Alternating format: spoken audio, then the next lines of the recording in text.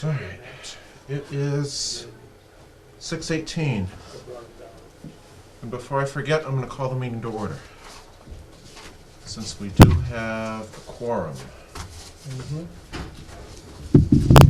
I'd like to welcome each of you to our new digs for today. Normally we're up at the Wood Studios, most of you know, but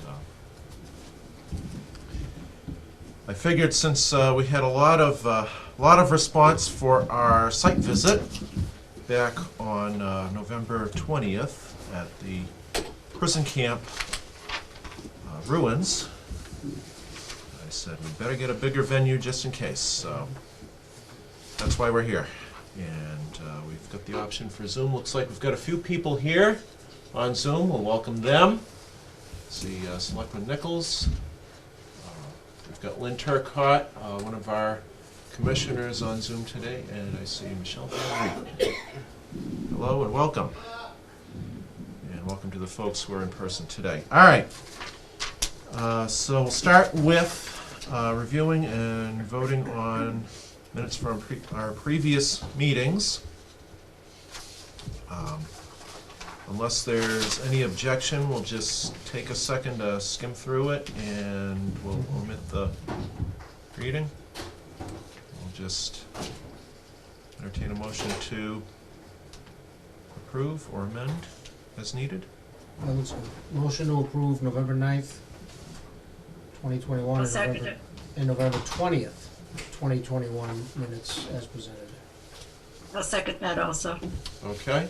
So we have Jeff making a motion to approve them as written, and Lynn seconds. Do we have any discussion? All right. And since we do have somebody on Zoom, I do need to, believe I do need to do a voice vote. I mean a roll call vote. So, Ms. Turcott? Aye. And Ms. Ledger? Aye. Mr. Fatur? Aye. And Judkins? Ms. Judkins? Aye. And Mr. Stillings? Stillings, And Mr. Pacer of aye. Motion carries unanimously. All right. That takes care of that. Now for the reason where most of us are probably here. So we have the development of plans for use of state funding allocated to preserve the Rutland prison camp ruins based on guidelines from the legislation, public input, that would be you, and results from our November site visit and any action related thereto. So what we'll do, I'll see if I can pull up the meeting minutes from the site visit, because that has pretty much all of the recommendations and so forth that we received. Good idea. Where'd it go? Come on. What happened? I just downloaded this. Here we go. Okay. Get out of that for the time being. It's a little easy. Pardon me for the delay here. All right, so come on. So I believe I can present. You should be able On to, here? yeah, there Okay. should be a share screen option for you. Share screen.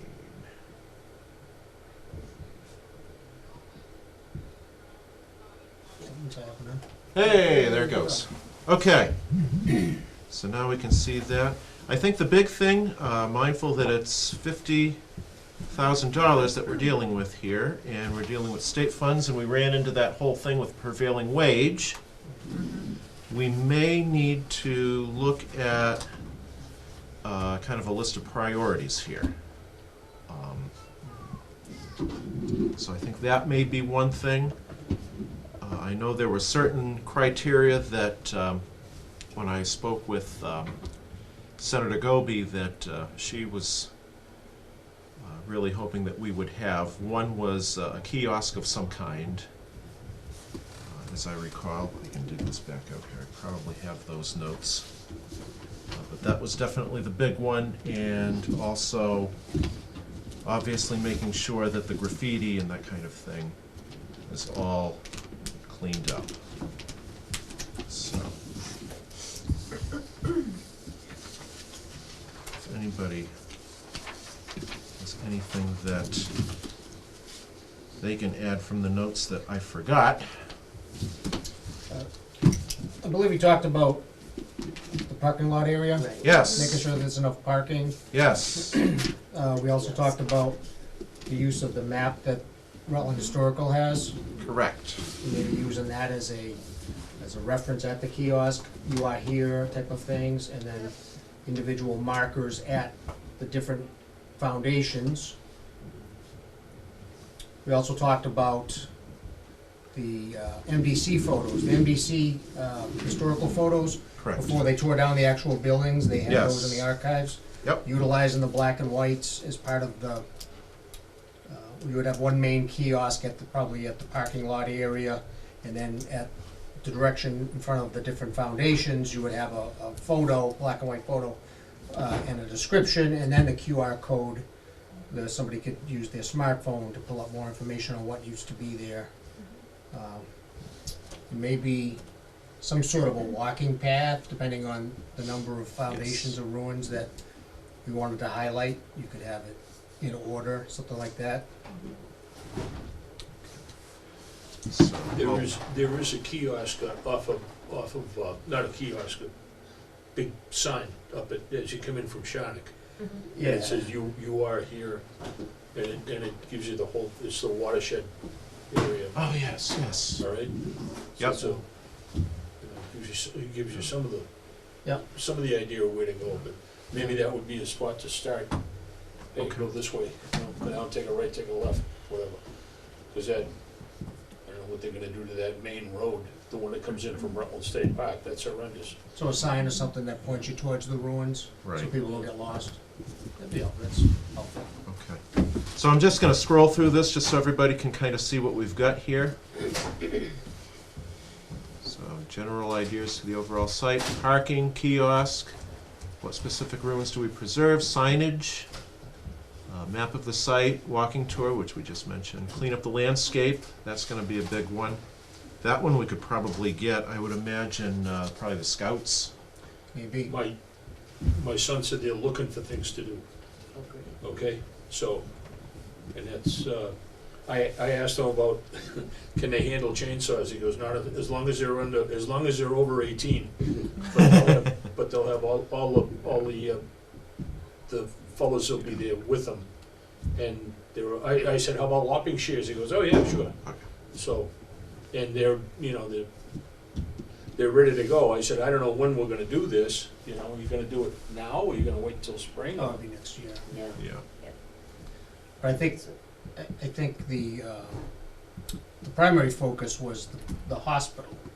The hospital foundation was all overgrown. Yeah. You can't Yes. eat people, you don't even know it's there. So Right. that would have to be clear cut, maybe 6 to 8 feet around, All so you could around. walk around and reasonably cut inside the Okay. foundation, right?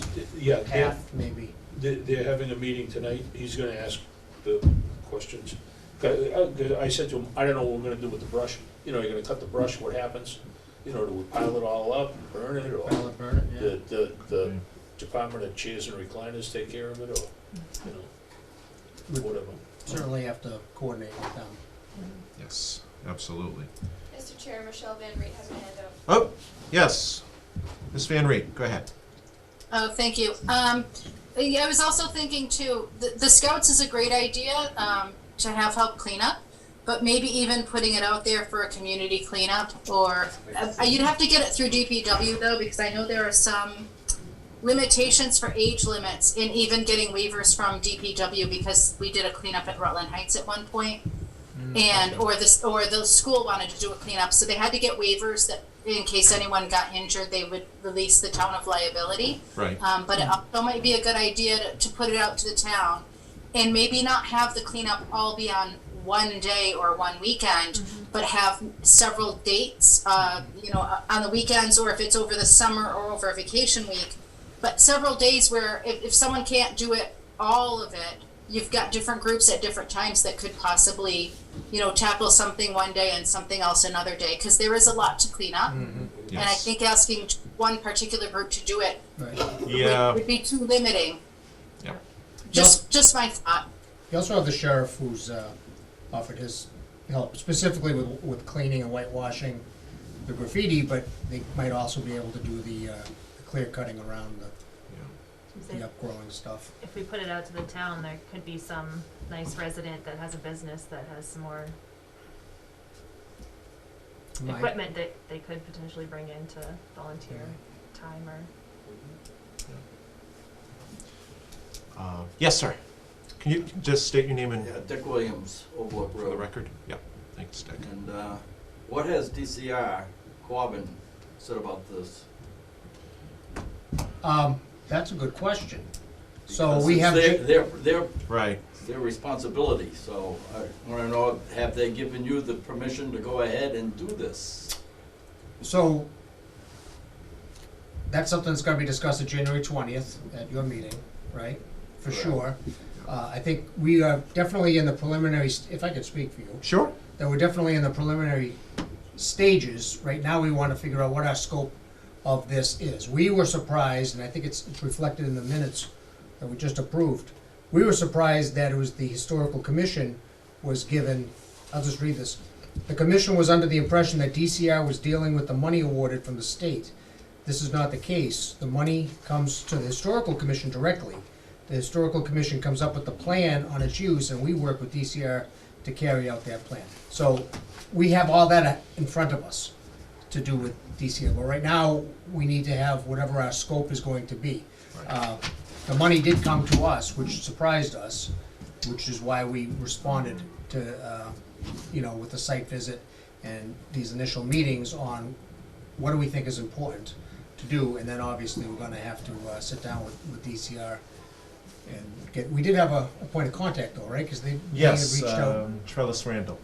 So we I have haven't, that. I haven't heard anything recently from him.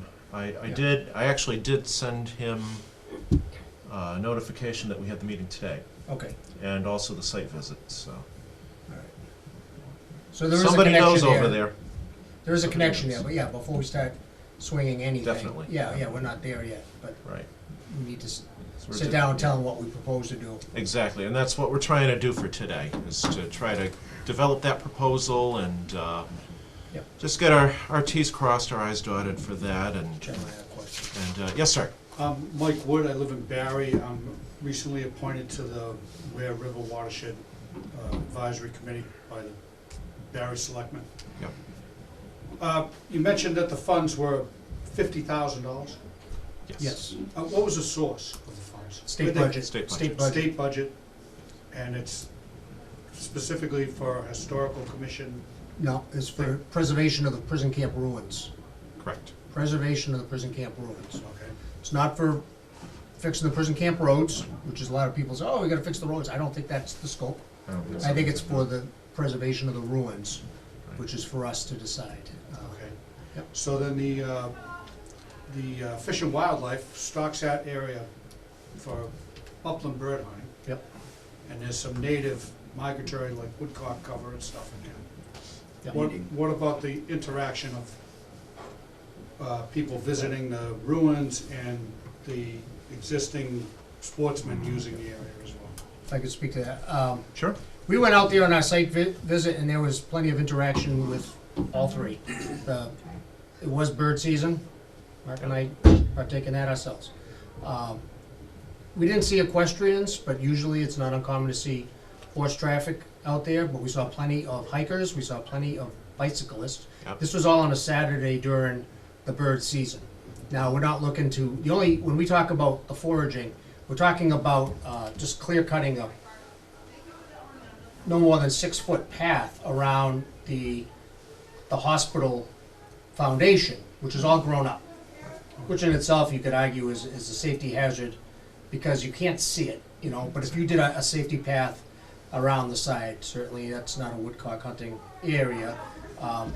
We don't anticipate that this is gonna draw in any more tourism that you regularly see on that. Our purpose is to preserve the ruins from the demolition, which was proposed to us at our meeting earlier this year by DCR. DCR came to this committee's meeting and said, just so you know, we're going to demolish all the ruins this summer. And it's a done deal. That's what they said. So our initial focus, our primary and main focus is to keep that from happening, to preserve the ruins that are preserved, to correct any safety deficiencies that we saw during the meeting, and we had no problem with grading off, the open hole in there. I cannot fathom that this would have any impact on hunting. I can't believe that this is gonna draw any more people than it normally draws. The other concern that we had with DCR specifically was a meeting we had the previous year where they said, just so you know, we're gonna close the gates 12 months out of the year and just be done with you guys, just so you know. And they weren't necessarily seeking input, and they weren't seeking our input when they told us this year. They were advising us that the gates were going to be closed. So we stepped forward, and that is still an open issue, which needs to be addressed at the January 20th meeting here, because that's still an unresolved issue on access. So that's important. If we have something historical in there, there's more of a reason for people to go and visit that site. Right. But it was a pretty active day on the Saturday, and people asked, why not do it Sunday, because it was a hunting season. But I think there was a benefit of us seeing the activity, and those who travel through the prison camps. You go to Whitehall, it's like a parking lot some days, on the weekends. People park right there when the gates are closed, and then they do their hiking, they take their dogs out there, and things like that. So it is very active, and I think this would only beautify it a little bit, but more importantly, preserve the ruins from being demolished. Because imagine if they were all just leveled and filled in. Then there wouldn't be any reason for that parking lot. There wouldn't be any reason for the gathering. And once that history is lost, it's only going to remain inside the archives of the Historical Society. So, but that's our goal, If you don't mind, could I ask you another question or two? of course. Sure, Uh, absolutely. Of course. The parking area you're speaking of, is that the four-way intersection, I'm thinking? The one just at the base of the root cellar. Or up above a little? That was the initial impression, because that's where we met. That's the largest one. Yes. It's in relatively good shape, but that would be where I would suspect you would want to park, see the big informational booth on what is going on here. So, okay, the root cellar is at 11 o'clock, 12 o'clock is the sheriff, but did you know there's a prison, there's a hospital at 2 o'clock there, the superintendent's clock is at 3 o'clock, right? And somebody just emailed me recently that they were walking maybe less than a mile down on that same road, and they found another foundation. So what was that, Right. Who lived there? So that, there's gonna be a half a dozen or more existing foundations, plus the well. And just, hey, this is what was here, this is what they did. But it's just before that four-way intersection on the left. You park there and walk to the root cellar, if you're familiar with that, right? Okay, yep. Yeah, Yes. that would be the logical place. And again, that's, And the hospital is in that lower area just down below that? Up it's the it's hill up on the a little hill, ways. where you there's bird a hunt. field up on the hill. It's literally where you bird hunt. When you bird hunt up Yeah, towards yeah. I hunted there since I was a kid. I've never known it was there, but when you go up to the top of the hill, Yeah. there is a well, some sort of a well. And then you got the wood line. You walk into the woods, and then all of a sudden there's a enormous, I would say, very large foundation in there of where the tuberculosis hospital, the prisoner hospital, was there. Yeah, you just can't see it unless you walk into the woods. Yeah. But I think just clear cutting that with a directional sign would be good, so. So that's gonna, that is stocked area for pheasant hunting up there. And Yep. there's, just, say, north of that foundation's Yep. like a sumac, poplar grove and stuff that's Yeah, we won't touch any of that. a lot of, woodcock cover in there. Yeah, no, I was just, the only thing, Mike, that we mentioned was 6-foot clear cut around that foundation, which would actually, I think, would be safer than to go through the poplar. Yeah, no, I'm not looking to take down anything like that. I was just wondering about, bird hunting is a specific time of the year. Yep. And if information in your kiosk maybe could contain Sure. something to allude to that. Yep, that's why we like the idea of a QR code, which I'm not tech savvy, but I know what one looks like. You know, it's that little black squiggly thing that you Yes, see when I- people take a picture yep. of it. So that could be like a living document of, this is where you are, this is what's going on here. Do you know that, Southbury Rod and Gun and Rutland Sportsman's Club stock birds here, as does Mass Fish and Wildlife, right here, and where they're stocking birds and where you're hunting birds was actually where the superintendent's house, the superintendent of a working prison was. And this is where they kept the TB patients up at the top of the hill because they thought the air was clearer. You could have all that stuff and links to Mass Historical, Yeah. links to our Absolutely, historical, absolutely. to Rutland Historical. So that's, It might also be good for just thinking about, just if people are up there hunting, in that kiosk, just saying, this time of year, people are out hunting, just be aware, you Yeah. might wanna wear bright colors if you're Mhm. walking Yes. around the site, just so that Yep. they're.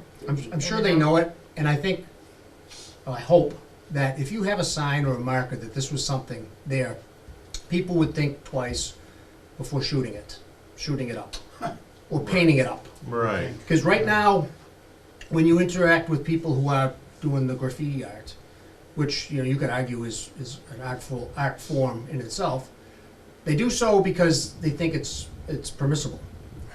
They say, oh, this is what we do. You go up there and you can paint it. They're not doing it under the cover of darkness or sneaking up there to do their art. They're doing it because they think it's okay, and that's something that we could decide. Is it okay? I don't. That's another discussion. But when you have a historical marker like we do at the town hall, you don't think it's okay to tag community hall or this library or the fire barn, the old fire barn, because somebody thinks it's important. And the way to make it look like you think it's important and to show that it's important is to have some sort of a marker to show some effort, clear cutting around it, preserve it so it's not just a hollow sunken foundation. And the foundations that we looked at, they were also telling of the industrial period because they were a mix of 20th century concrete in there and old field stones in there. Some of them were mostly all field stones in there. And talks about, and that was before automotive. That's a lot of work, that somebody did. Horses. Horses, things like that. It's a bird field. It's a place to go shoot birds.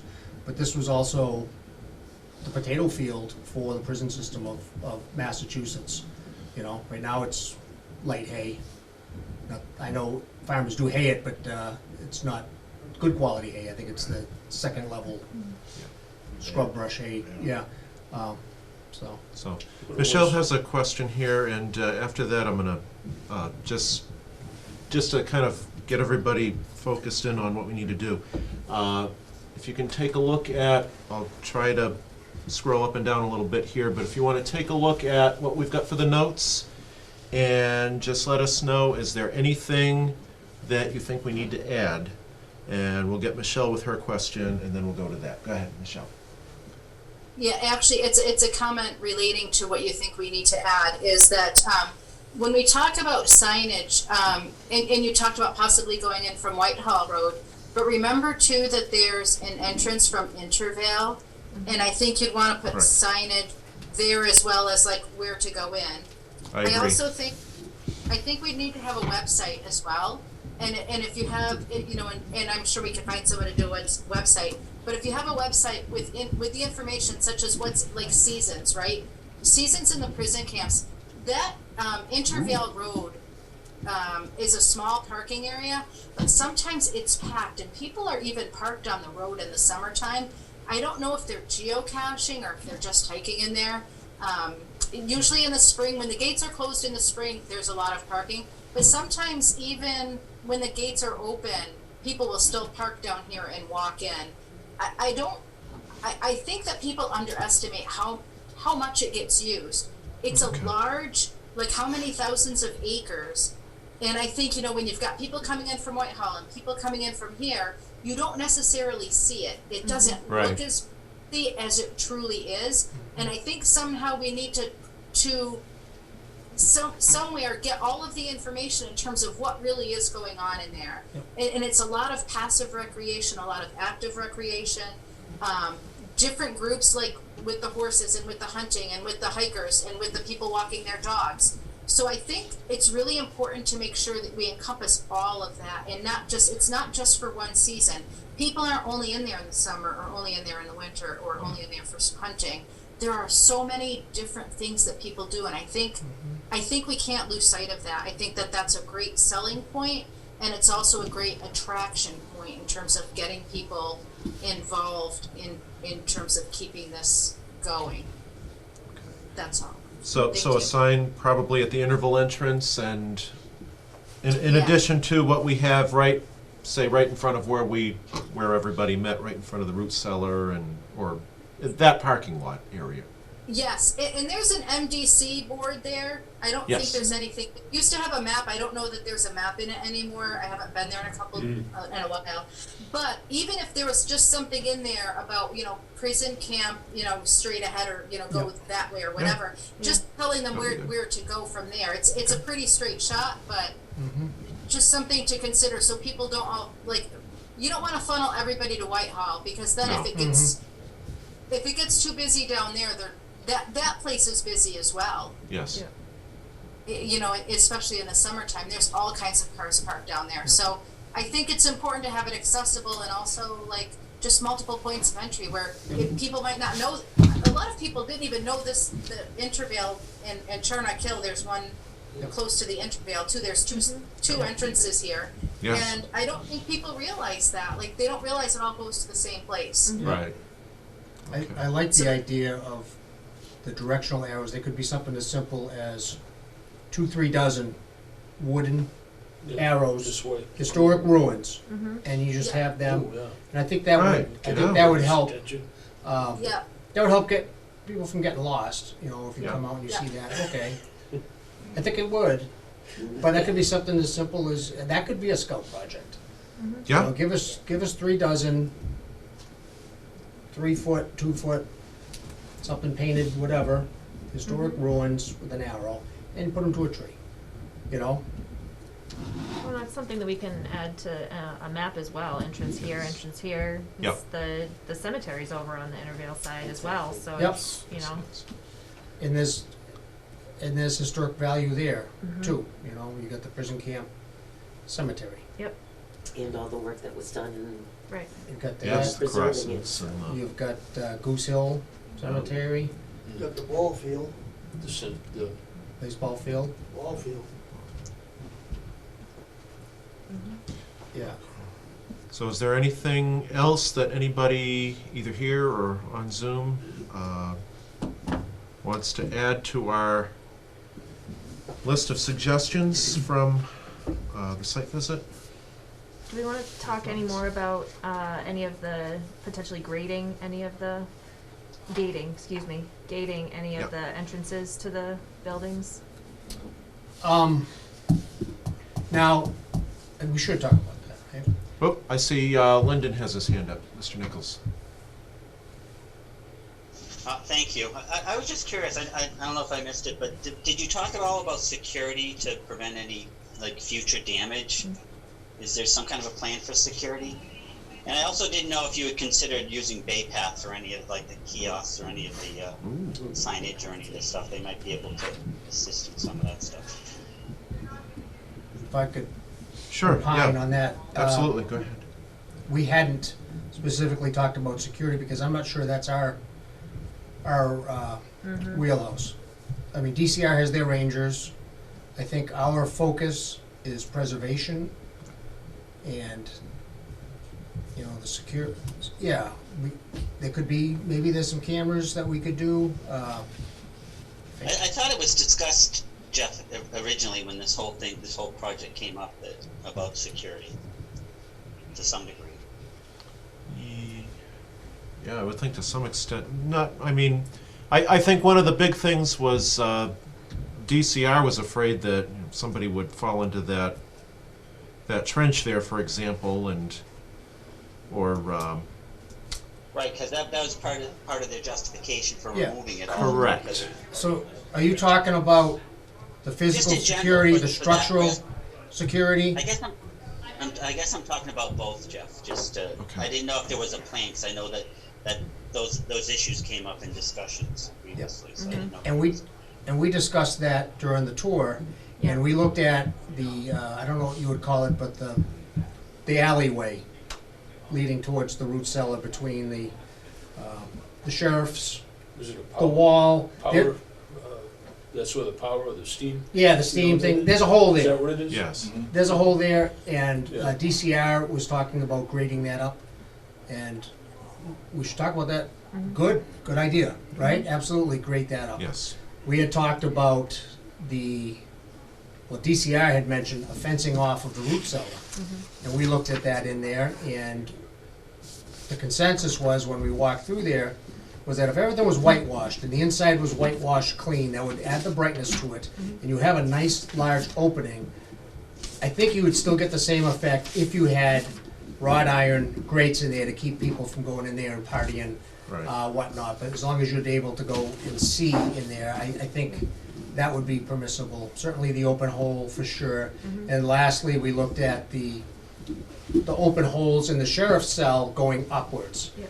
I don't even think would be opposed if you graded that off so that you wouldn't go upwards and therefore fall. However, I would again remind that when we did a review of the data from the Rutland Dispatch, there wasn't anything documented in recent memory of injuries in there. However, I think it would be reasonable to grade off open holes. Not shut it off, but you know what I'm talking about, like a thin wrought iron Yeah. type of grading, things like that, would be okay. The other part of security that Lyndon just mentioned would be preventative. And I would like, we should certainly suggest, but if we were to do closed circuit television, who's gonna monitor that? I can't fathom that the DCR would allow us to do that. That's their area and their responsibility. They have their own little secret ranger force there. But I think we could make suggestions. If there was money left over, we could suggest that stuff to have some sort of a closed circuit. I don't know what technologies is available. But I think our focus should probably stay with the preservation of the specific Yep. concrete block ruins that they have, memorializing the historical value through signs, backup website, making it accessible. Now the arrows going in there. Will that take us to 50,000? I hope not. I think what we described might be, I would hope, 5,000, 10,000, I don't know. I don't know. It all And- depends on that prevailing wage thing. Yeah. Right. And, I'm sorry. Dave George, Yes, Town Planner. yep, Dave George. I see your hand up. Hi, Peter and the Historical Commission. Thank you very much for getting into this topic in such detail. I'm wondering, you had a recommendation regarding kiosks and QR codes. Yes. I wonder if they thought to maybe have a link to the town's website such that if people are interested, Yeah. maybe they're from town, they might be interested in some of the other activities that the town is doing throughout the rest of the year, such as the Festival of Trees, the 4th of July festivities, the Food Truck Festival, and other things like that. It might be a way to help develop tourism in town. Frankly, I think you practically read my mind, because I was thinking with the website, I'm thinking, who's gonna maintain this website? There's the money. And, That's where the bulk of your money is gonna go, to information technology, if you're gonna. right, if we go Do that that, route. so. So, I mean, if we piggyback onto I think if we piggyback onto the town for that, that, or the Historical Society, one or the other, and then have a link to the town website, I think that would that be something amenable to? I love it, love the ideas. Yeah, Even the other areas that might not warrant a marker, like if we ever find out where Madame Jumel grew up in that area, along the road you could have a big number with the QR code or whatever, or if you did the initial QR to get onto our site, explain, oh, here's number 6, what's that? Oh, this is where Second Lady of the United States grew up, you know? What's this? Oh, this is where Paul Revere's right-hand man buried, Yep. you know? Just things like that, and that would kind of intrigue somebody to look it up a little bit. Definitely. Any other thoughts before we try to get the priority list going here? I think you need to reach out to your DCR point of contact and get some sort of some working group meetings together with them. What we think is doable, what's gonna have pushback, resistance, their support, what services they can offer. Yeah. You know, DCR, they may be able to clear cut around. That might not be a big deal to them, to have somebody going on there, or Mass Water Resource, or whoever has those crews. That might be something they could do, maybe something that they prefer to do without having scouts working around in there. The grading, I think that would be good. And then the security monitoring, if they had a suggestion, and we had a cost, maybe we could share where some of those costs to help them out. But I think we need to start dovetailing them into Yep. the process. So, yeah, that's kind of, yeah, so basically I'm just looking to develop that list right now. You know, what's the highest priority item that we're looking to deal with here, number 2, number 3, number 4, you know, just so that we can make sure that, Yep. because, I mean, $50,000 is a finite number, Yep. as we found, and I just want to, Let's do that. so I think that's what I think we should be probably looking at. I would say the first thing would be informational kiosk with a map. Yes, Yep. Dick Williams. I'm just going to write this down. Yeah, go ahead.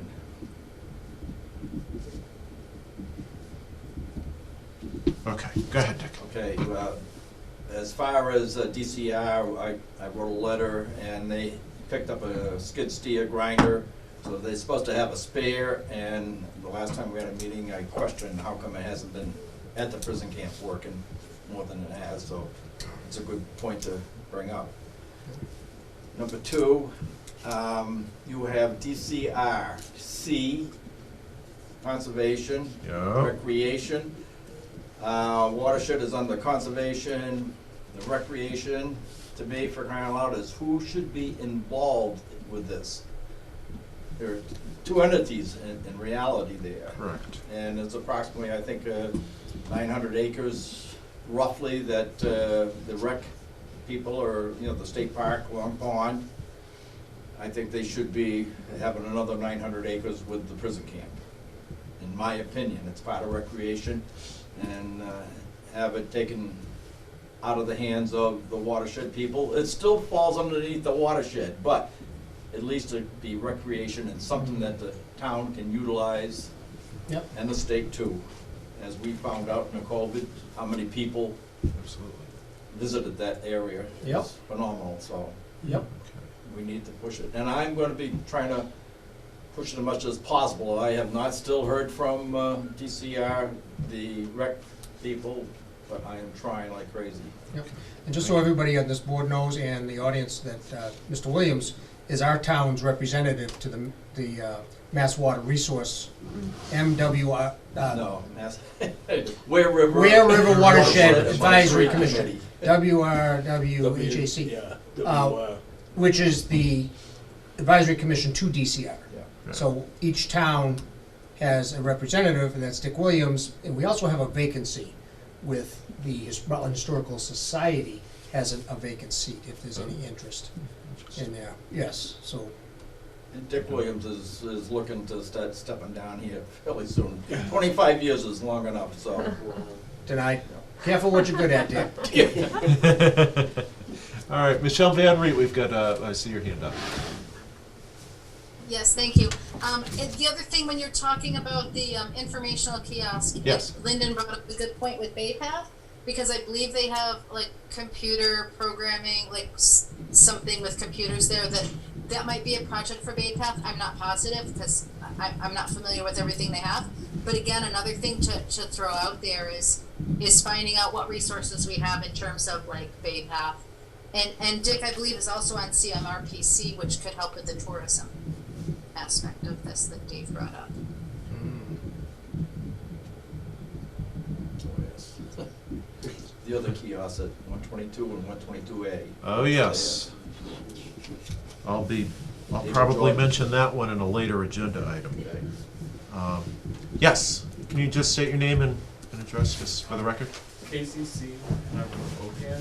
Okay.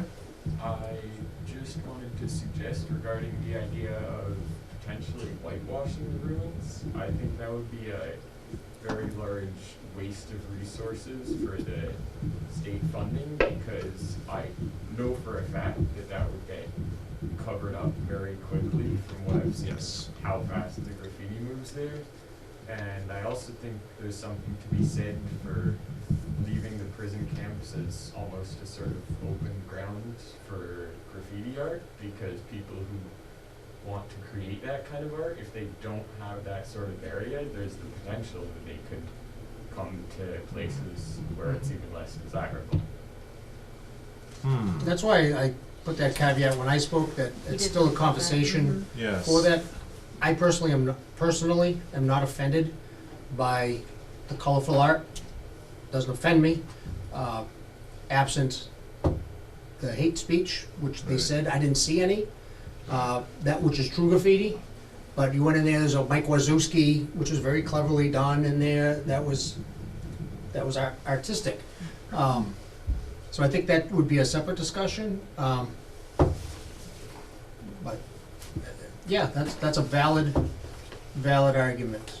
Yep. Yeah, and I also know regarding the hate graffiti that definitely has and does still happen there. I've actually done a lot of work to cover it up in the past. There's been a lot of swastikas, Nazi stuff, really nasty things.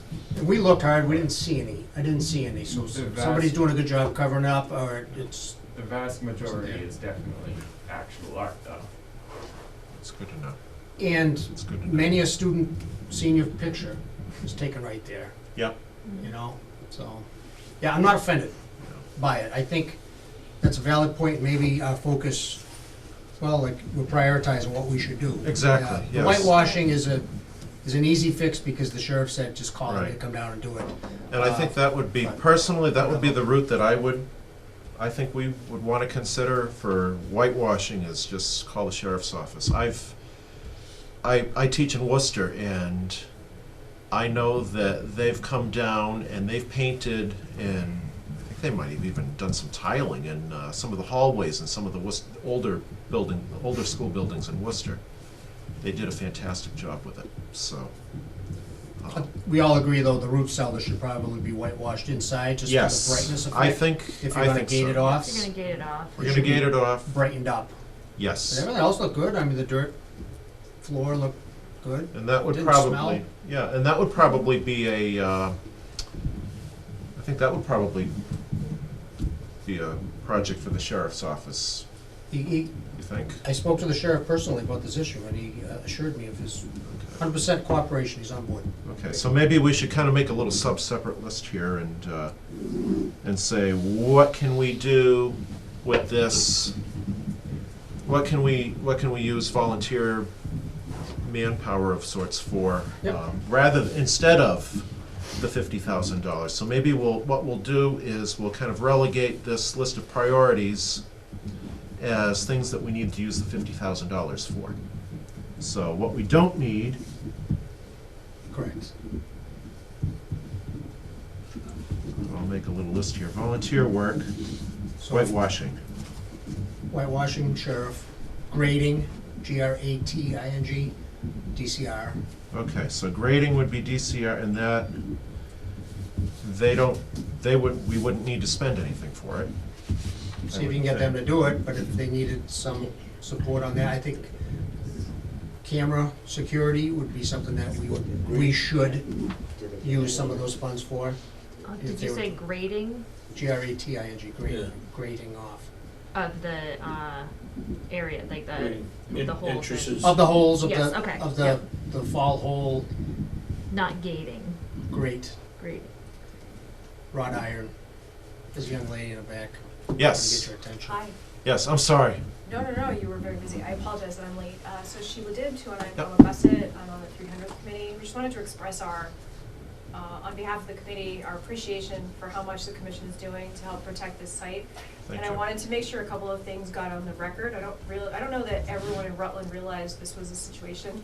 Obviously, with COVID, we had so many people who were looking for outdoor activities that were not organized. And one of the reasons that our prison camps are so much on people's radar from out of the area is that they are actually listed in the book and website Atlas Obscura as a place to visit. Really? In addition, just as an example, the cemetery that's in Barry, where the woman who had post-traumatic stress, I think, from childbirth, it's kind of a well-known cemetery, that's there as well. And we certainly have noticed an uptick in visits to these places because of this book, which is really quite well known. Again, there's a website as well, you can look it up. And I think that certainly played into it. You know, Wow. we know Wachusett Mountain saw a similar uptick as well in the use of their trails because it was a non-organized way to get outside, and this was one of those places. What was that website again? Atlas Obscura. It's both a book, a published book, very well known, and a website, and this site is listed. Wow, it's good to know. And then to go along with Wachusett Mountain, who again also saw similar issues with, you know, increased use from non-regulars, they have a very good set of trail cams up on certain locations, and I bet would share the information on where they're finding them. So those are wireless. Okay. They have them up on certain places to prevent things exactly like graffiti that were happening on some of their trails. And I bet they would share it if they were asked. How do they get their power? Is it solar? I'm not sure. I know it's there because I go Yeah. by it all the time, but I don't know. All right, I don't think it would hurt. Even if you had a faux camera absolutely. out there. Some of them work, some of them didn't, whatever, you Yeah. decide. Yeah. It makes you think twice. Stores do that regularly. Not all their cameras are cameras. Yeah. So I have for the volunteer, whitewashing for sheriff's office, grading possibly for DCR for grading off holes. I think maybe if we had to use the $50,000, would we put that as probably number 2? No. Or would we- Preservation of the ruins is what we Preservation of the wanna do. ruins. So the informational kiosks, the individual informational markers at the sites. Okay, so that would probably be, the informational markers themselves we'd probably need to spend the money on. Yeah, but it was still not big dollars, I'm not Okay, foreseeing, but at the sites, a smaller kiosk with the photo, like I mentioned, the description and the QR code, you know, along the roadside, or pointing towards that direction, and you would need, or whatever we decide is noteworthy. How many foundations do you think they have up there? Oh, I don't know, I know there's a plot plan up at the Historical Yeah. Society that shows you where everything was. Figure up to a dozen. Chicken coops, Yep. and barns. So up to a dozen professionally Stables. made, something that's not gonna rot, I guess. Yeah, how many? Not cast iron or anything, but just very similar to when you park at the rail trail. When you park at the rail trail and you get out, they have a green DCRs, this, that, whatever, you know? Yeah. Something like that, maybe a little roof. Dozen of those, one primary one you are here with a good informational map. Purgatory Chasm they've got markers all over, so you don't get lost. So a lot of them's gonna be Yeah. markers. I think that's our job. Markers and information. The, okay. what'd you call it, skid steering? The skid steering, check with DCR first. Grinding. That might be not a big deal. They may have a machine because they weren't really big oaks, they were saplings. Maybe that's something they can do. I think we all agreed during our talk that we don't need to get into the foundation reassuring and, you know, shoring up the concrete, things like that. Just leave it alone. The only issue with that, I think that I know I was kind of discussing with somebody, I forget who, was the prison cells. Because if you look at the sides, you do have some concrete chunks that are kind of that are missing. And I don't know for sure because I haven't tried it. I don't think I would want to. But it could potentially be one way for young folks who are willing and daring to do it to climb up onto the roof of that, which you do have some holes in there. And Well, that's what we talked about, is grading off those holes to get to the roof. Would prohibit somebody from going up there and being king of the castle. so in other words, grading off those holes themselves. Yeah, so when you walk into Little Cell, you'll see that it's an open hole in there. Yeah. If you look at our site, I think we got a picture of it. Yeah, And there's dirt that's built up in there. right. So you could Clean up realistically the holes access themselves. that roof, and I've done it myself Yep. as a Yes. kid. Pull yourself up there. Yep. You know, so I think that would be permissible to put the wrought irons across that as The DCR. gate across the doorway area. No, not the doorway, the ceiling. Ceiling. The ceiling. Ceiling. You can Okay. still see the sun, but you're not able to pull yourself up Gotcha. and be at the top. Okay. That would be realistic. As far as, I wouldn't want to get into the business of doing anything to any foundation. I think you just want to leave it. If it's crumbling, it's crumbling. Yeah, Yeah. And that would be kind of, you'd be dealing, yeah. that's. Okay, I can see where you're going there. Yes, Sorry, Sheila. I just had a question. Would you consider a schedule of photography for the site so that you can see its changes over time? We probably don't have anything like that. Even if it were every, I don't even know, quarter, 6 months. We know that the art changes quite regularly, and it's not really about the art so much as what you guys are talking about. You know, you will see some of this deteriorate over time, but I don't know that we have a timeline of, you know, when some of these things happen. Some are more dramatic than others. The ruins themselves, the timeline is quite short. It's 1908 to 1934 or something like that, right? Right. Relatively short. yes. So I do like the idea of using the old NBC photos, Yeah. probably on our I agree. website idea, and then get that same angle today. This is what you see today, which is what I think the informational markers would do if you position them properly. So, for example, if you were to highlight the top of the hill where the hospital was, I guess you wouldn't put the informational marker way up there where somebody could see it. You'd put it at the base of where you enter the field, but along the roadside, aimed at that, saying, boom, here's a picture of what was there. So when you're standing at the marker, you look at the pictures, okay, that's what I would have seen, then you can go up there and see it. Yeah. I see Michelle has her hand up again. Go ahead. Yeah, sorry.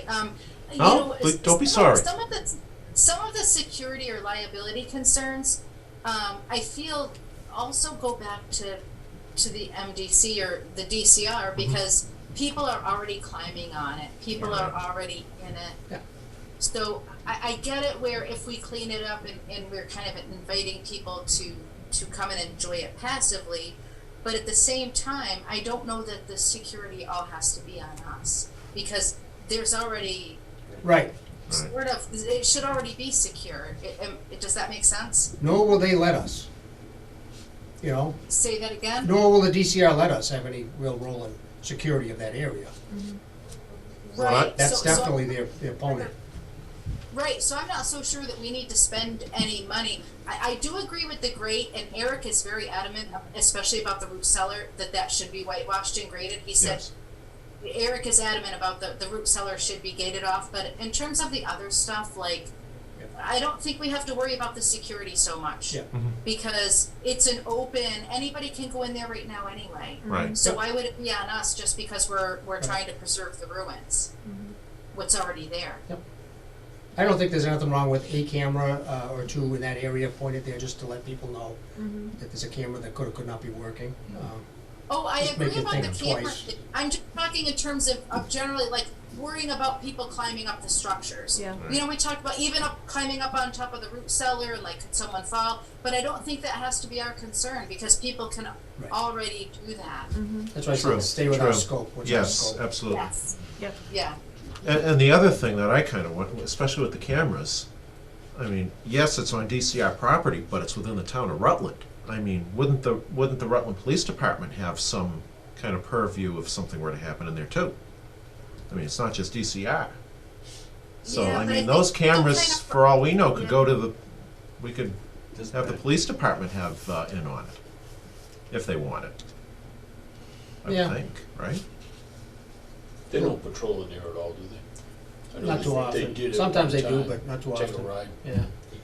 Again, Take a ride. They preservation is patrol in our, there more Yes. often than you think. Yeah. I'll disagree that they're not in there. I've seen DCR in there all times of day and night. Yeah. When we went up there last winter in the dead of winter for the there was things in the sky that you could see the I can't remember what it was called, but you know there was some kind of star that came only once every few hundred years. We were out there at like 11 o'clock on a Thursday night, and DCR came through. So I think they Wow. patrol more than people realize. Just throwing it out there. We think that they're not watching, but they're watching. yeah. No kidding. Yeah, I think we just stay focused on Yeah. the I preserving the agree. ruins, Yep. I agree. memorializing the ruins. Yes. And that'll take care of the 50,000. Well, I don't know if it will. Well, maybe not. I hope it doesn't. Maybe not. All right, so I've got, so far for the 50,000, I've got the informational kiosk with map. I have project for Bait Path question mark, but, I mean, Yep. QR codes and all that stuff. I mean, somebody's gonna have to build it. Somebody's gonna have to come up with it, design it, all that stuff. And then signs to mark sites, including the MDC photos. Yep. So I have those as being under the $50,000. Are we Yep. good so far? Okay. Directional arrow signs. Okay, so we'll put the directional arrow signs. We might even want to incorporate our 300th logo. I don't know. Make it part of the 300th anniversary initiative. Oh, and Sheila just left. We'll have to ask her when she comes back. She heard you, Jim. But definitely these are the priorities I need, And you then know. the grading, grading, Yes. of the parking lot. Mm-hmm. And I guess we could even expanding it a little bit for Okay. some of the ridiculous potholes going to it. Right, Dick? Well, they used to grade those roads off every year. The MDC, I used to call them the MDC, Yep. South Barry. Yep. Right over the old Yep. man line, that building there on the right. Yep. They used to grade that That's every NWRA. year. They should grade it, so that would be something that maybe we could ask them in good faith. But the roads are rough now. Mhm. Oh, that's Yes. terrible. They're really rough It's terrible. for a passenger car. So you wouldn't wanna go over to the passenger car. No, No. so that could be something maybe we could push Yeah. for their cooperation or help a little bit. And just kind of to add on to that, I would think, since they know about the $50,000, Yep. my guess, just thinking kind of off the top of my head, I don't, making assumptions here, I guess. Since they know about it, I would think they'd probably, whatever we would propose that they would do, they'd probably want to use part of that money for it. Well, then we can talk about it, that's Well, fine. that's their property. It is their property, yes, I agree. It's one of those things, the money's there, so I'm sure I'll probably hear, well, why don't you use the state money? Even if they've got the money to do it. Yes, Michelle? Sorry, yep. No, I think that they still need to be responsible for grading in there. Yep. I'll tell you Definitely. that the beaver dam has been there for years, and it's a losing battle. They've been losing the battle with the beavers. I've been documenting it. That's my favorite walk is going remember over that. there. And I think that, and I think that, you know what, they're gonna have to do something with it sooner or later, but I don't think that that should be part of our responsibility with this project. I think that those are two separate I agree. issues. Yes. And I think we should make them aware that yes, there might be some increased traffic, but even if people get rerouted through the Intervale Road, there's Yeah. still the bridge, there's like a little bridge over where the creek comes into the river. And that, yes, from the main road up, there's that part gets flooded out every spring, and they have to go in and clean it up. there would be times of the year, in the winter, the gates are closed and they should be closed because it would be impossible to travel in there. But Right. in terms of when the traveling is open, it's a decent hike in there. It's a reasonable hike in there from Intervale to do a walking tour even in the winter. But in terms of any kind of helping them, we shouldn't even open the door to paying anything for the road improvements in there, because that's Right. just That's their job. asking for trouble. Good idea. Yeah. And I think it's just all on them. It's their responsibility to maintain the roads in there. Yes, Should yes. still be on them to maintain the roads in there. Because I think we're just opening up a big can of worms that we don't want any part Yep. of. As Right. far- Yep, we don't wanna get the bill. So I would basically kind of clarify that to say, for the grading of the parking lot, probably just the grading of the parking lot only. There you go. Right. Should we consider expanding it at all, or No. no? Nope. Because if it gets too full, it gets too full. Okay. There, people go there at different times of day. When it first opens up, you'll get crowds, but then it'll level off. Okay. And just like a lot of other places, people come and go at different times of day and different days. And some days, Saturdays or holidays might be more busy than others. And oh well, people will enjoy it. I think there's plenty of parking. You can park on the road too, but I Yeah. think there's plenty Yeah. of parking. Road. Yeah. We had no problem Yeah. that day with No. 20-plus people. Wasn't a Right. problem. And there's parking at Intervale. Like there is all kinds of parking. Yeah. So I don't think it should be a major. We don't need a formal parking Yeah. lot or anything like But that. clean it up, Yeah. dress it up a little bit, because it was kind of Right. And it's scrubby still around rustic. there. Dress it up. Yeah. Yeah. Another thing, Peter, I would suggest that we use the money for is not so much the informational markers, but historical markers. Okay. Cast iron historical markers, we're talking maybe $1,000 each. Okay. For significant things in the prison camp, specifically Goose Hill Cemetery. Okay. Here's a cemetery that predated the revolution. Boom, right there. Is that a town cemetery? Yes. Dick Goose Hill said- itself? Dick says yes, it is. Yeah. The prison camp cemetery. Hey, this is what was here, this is where they put deceased, 39, or whatever the number is, 59 prisoners who died, mostly of tuberculosis. Boom, big marker. They do have those little, of course, they're small, you can't really see them. Yeah. On the 4x4, they're small, But along the roadside, historic. professional historical markers. If we can ever find out where Madame Jamel was, right there. I know there is one for the grist mill. Okay. I don't think it's a historical marker.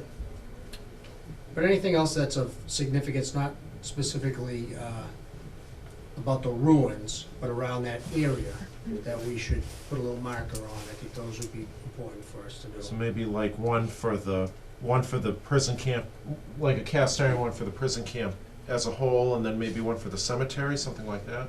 Because we've already got the markers that we're talking about where we want the MDC photos.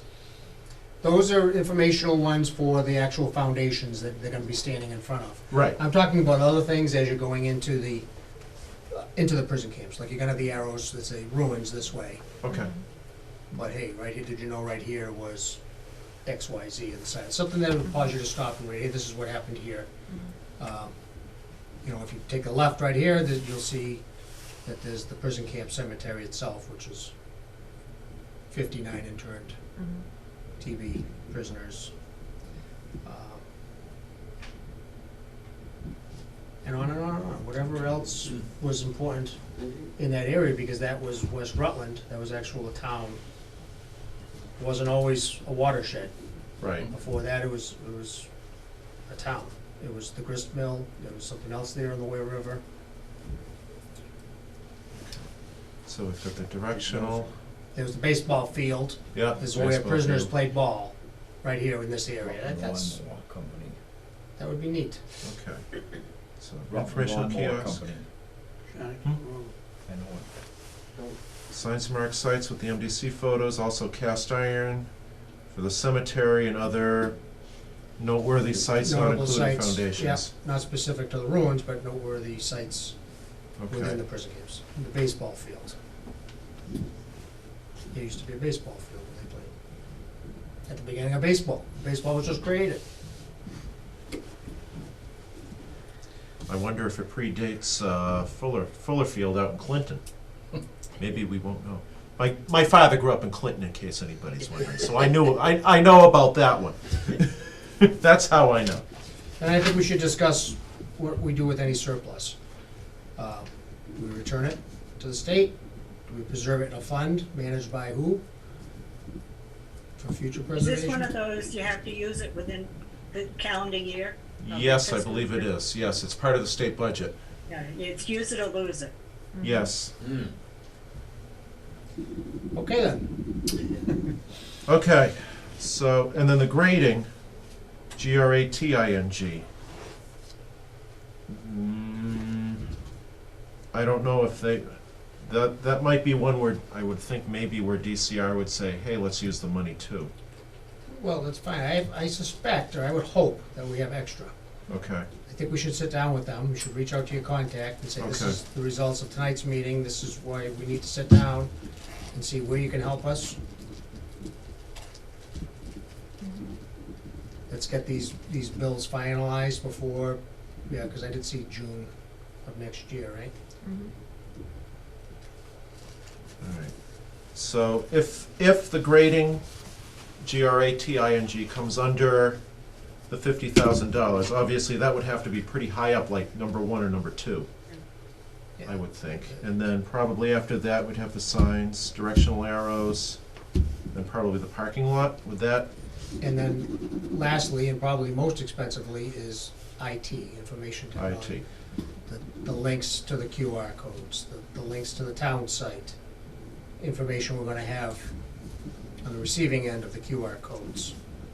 Maintenance of a website, that's gonna be Right. hundreds of dollars per year to maintain if you're gonna do a website outside of the town. Yeah. That all has to be factored in. What, actually, I should ask this now since Sheila's here. Sheila, do you think if we were to link something for the prison camps, information on that, do you think we'd be able to link that onto the Historical Society website, possibly?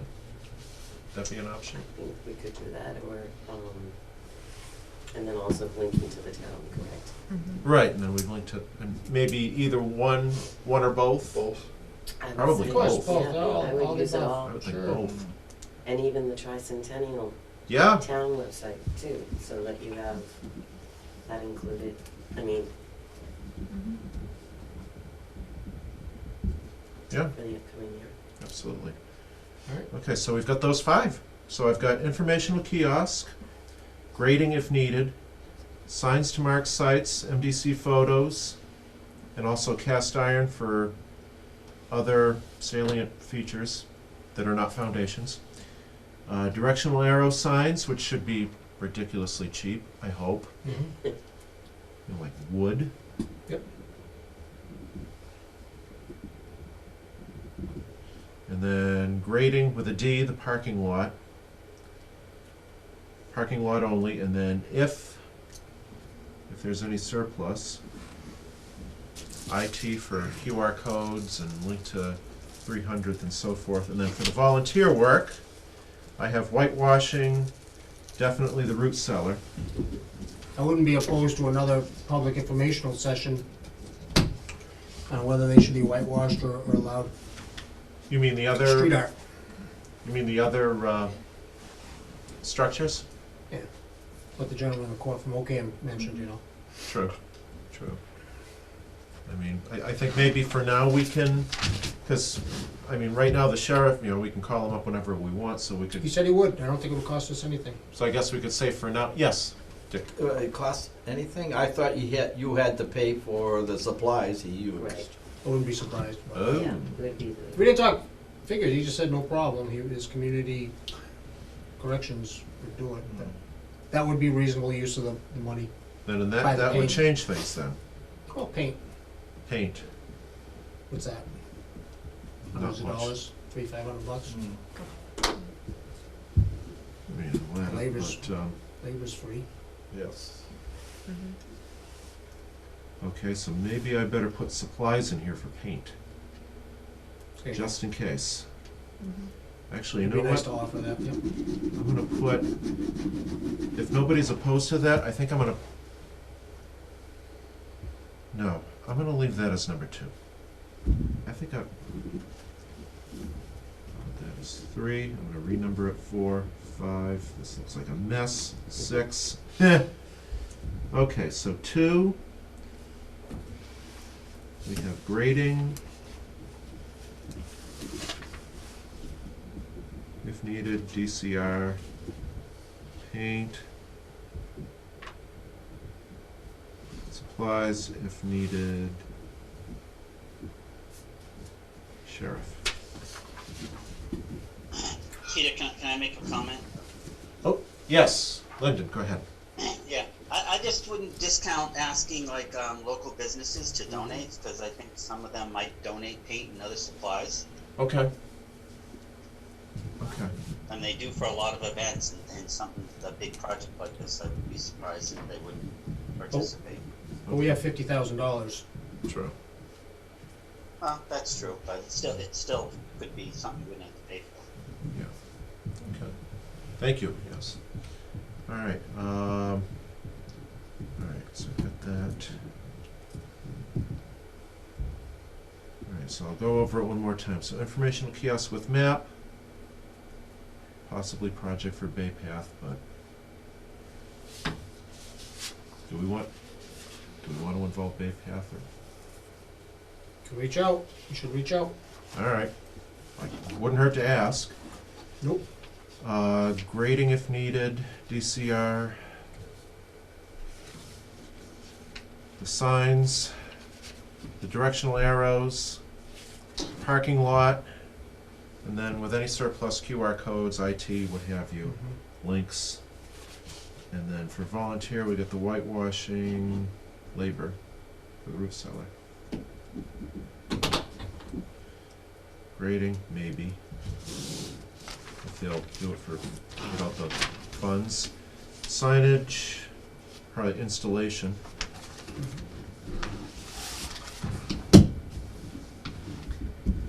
Then cleaning, the stumps, possibly getting volunteers, scouts, Bay Path, whoever, and then seasonal photography. That might be something somebody might want to volunteer to do. Somebody here might want to volunteer to do it. If we don't I have, have tons of seasonal pictures. And I could, if you want, I have something in particular, I could do that easily. Okay. So it sounds like that's pretty much already been done then. Okay. Depending what you want pictures of, I've got different pictures, but they might not be what you want. Okay. So if we have a scope of what we're looking for, if you want the same picture of the same view or whatever. Okay. But I wouldn't mind doing the photography. It takes me 15 minutes to walk over there, and we do it all the time. Nice. Okay. Thanks, Michelle. So I'd Thank be you. willing to do any of the photography or anything like that. Okay. I don't know what we would add that to as far as the site itself. Probably like a sign or something, or. I think that might be something we could add to any of the website. I was gonna say Yeah. that. See the Ah, progression. bingo. More info. Got it. Yeah. Then and now. And I think what's, You really don't need anything with it other than No.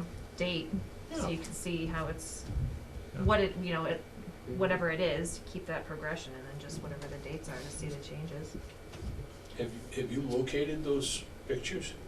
You said they were Uh, MPC? Peter Hume had them. And then also, Maybe I'll We get- maybe I'll hand this to you so you can see. hope Can you you have read it it. okay? Thanks. Okay. That way we can Binder on. make a motion on that I thought or something. saw 'em up I there. think that's probably what we should do. So we can copy them, they probably don't have negatives. No, Yeah. I don't believe so, no. I'd type it up, but I'm kind of doing 5 things at the same time here You're good. already. So, all right, I think we've got it. I've got. One quick question Sure. for, if we're planning to leave the art Yeah. there, do we need to have any response to Senator Goby? Because that was one of the things she had stated she wanted done. was to have that cleaned up. Yes. So maybe we could have it painted once, and then whatever happens, happens. Was that an actual requirement on her part?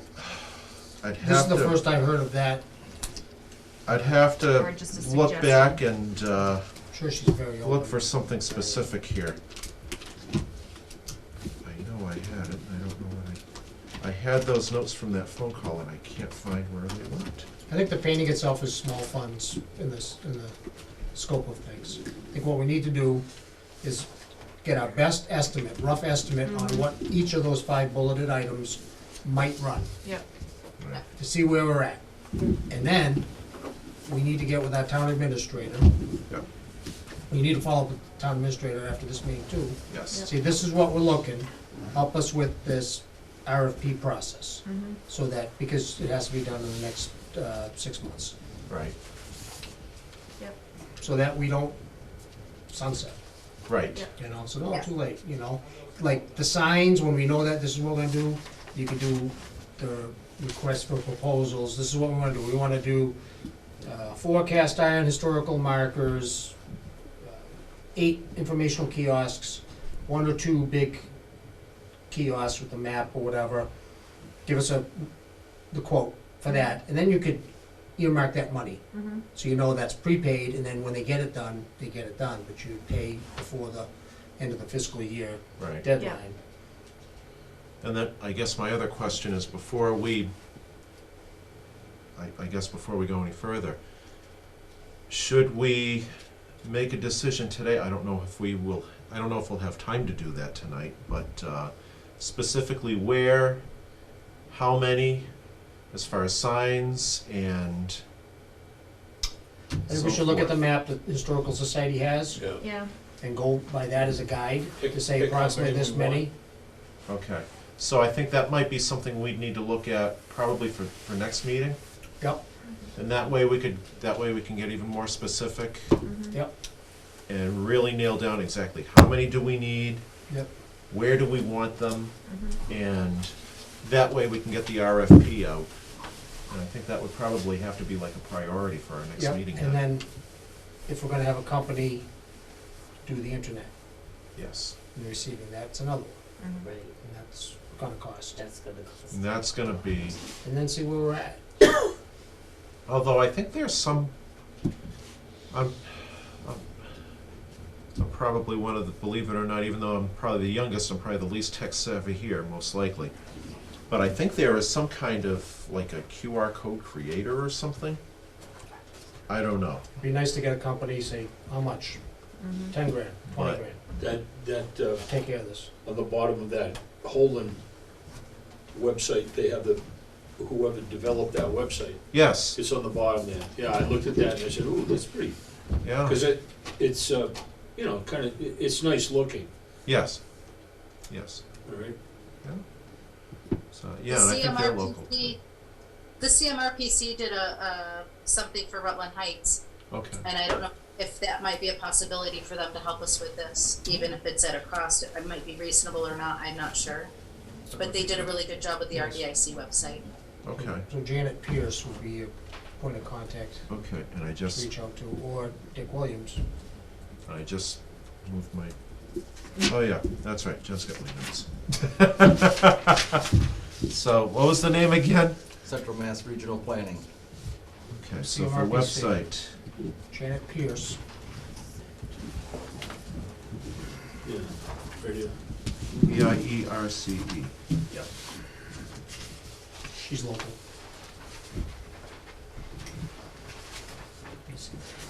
Okay.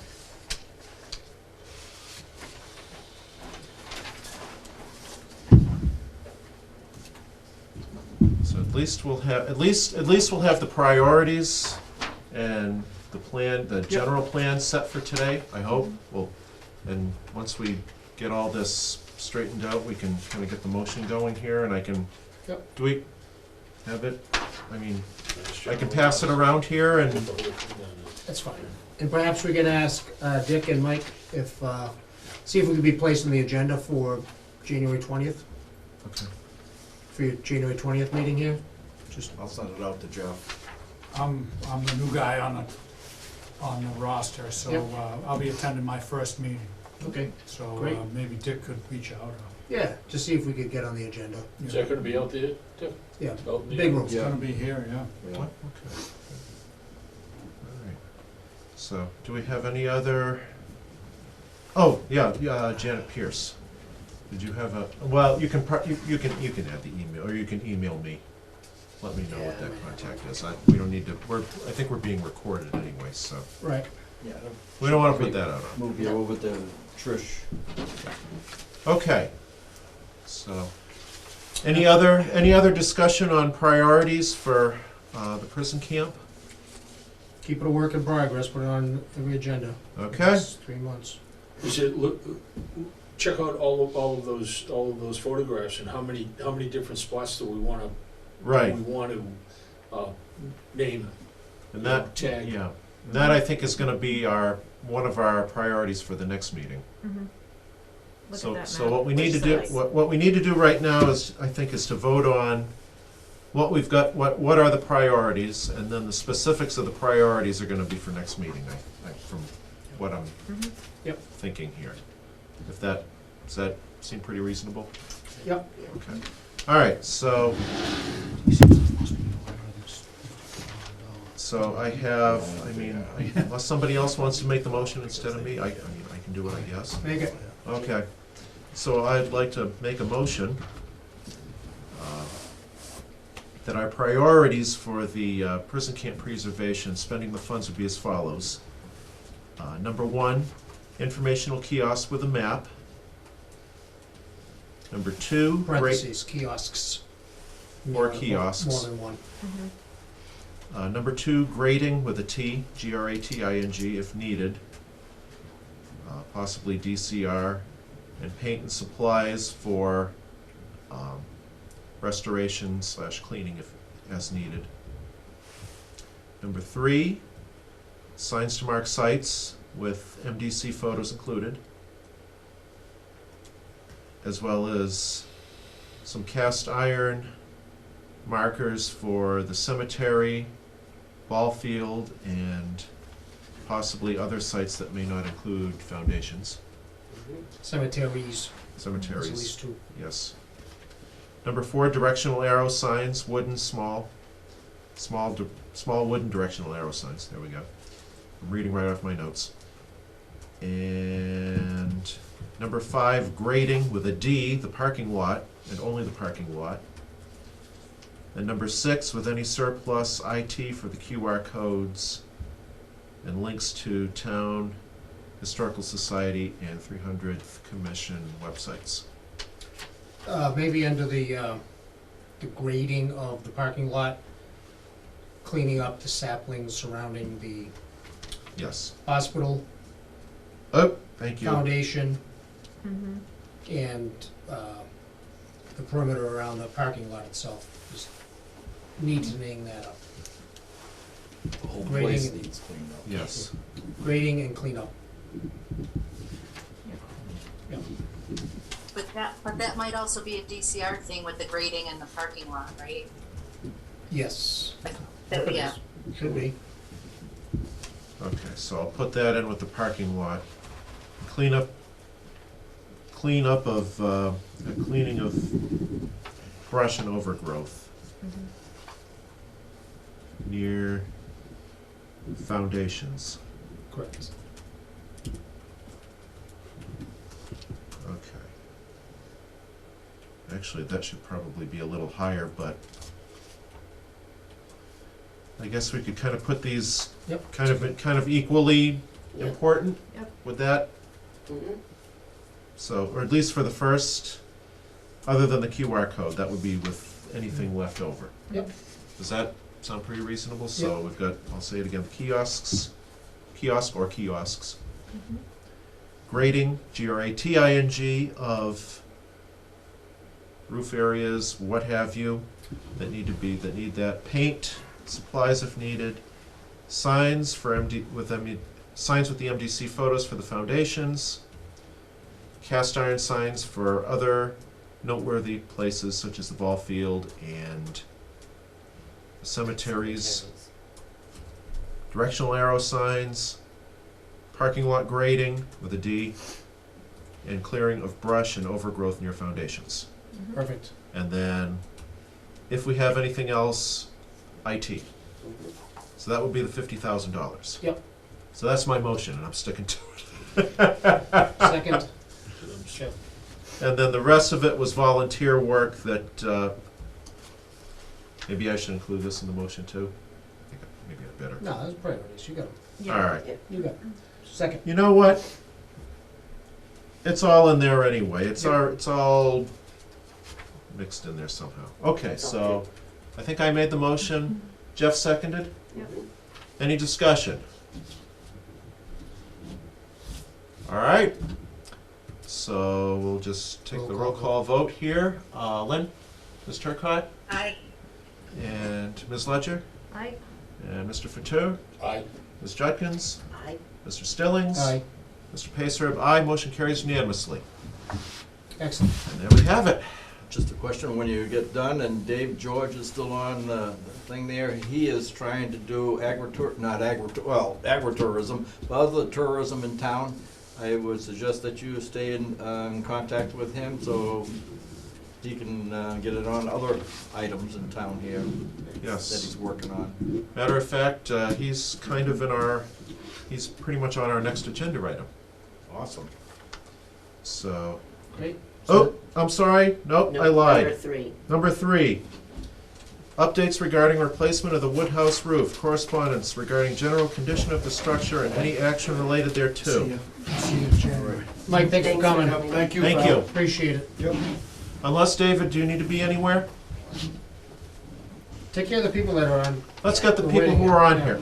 here. If there's no objection, can we go on to number 4 here real quick? Let's Yeah. do it. Okay, let's do it. Peter, if you wanna take that one, that's fine. I can wait a few minutes. I'm also interested in the topic number 5 as well. Okay. You know That's what? good, whatever you get to Do do. 4 and 5. you Let's guys do like. 4 and 5. Let's do 4 and 5. I don't want to hold you up. So why I don't we appreciate do? that, thank you. Absolutely. Absolutely. Okay.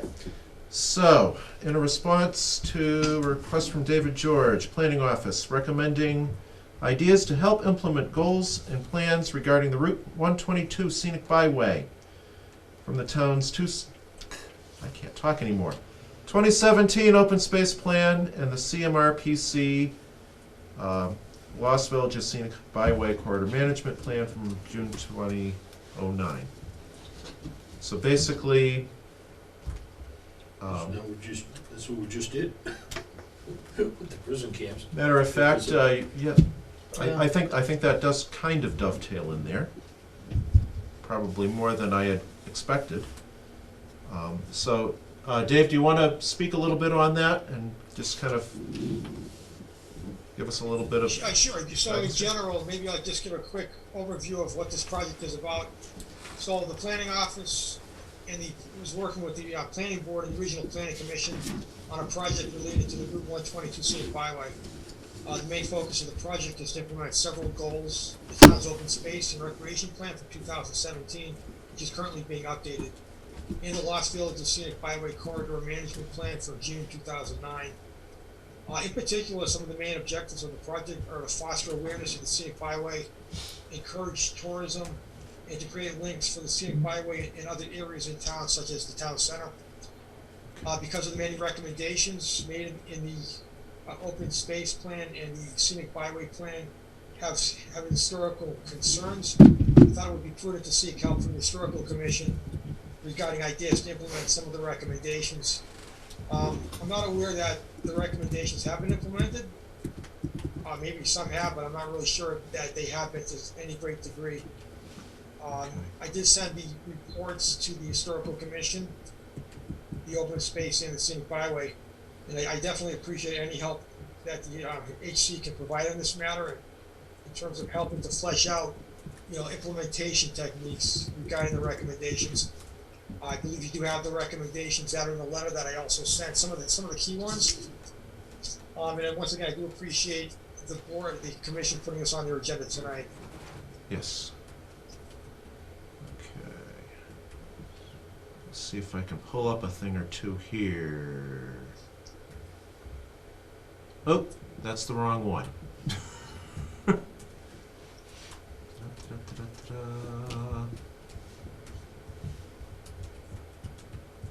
Let's see if I can find the right one.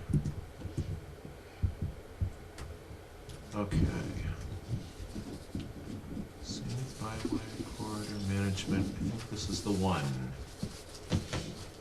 There are a couple of documents here. One of them was a Dropbox. Who's them? What's it? Ah! Found it. Okay, here we go. I like when technology cooperates here. Alright, let's see if I can share that. Share screen.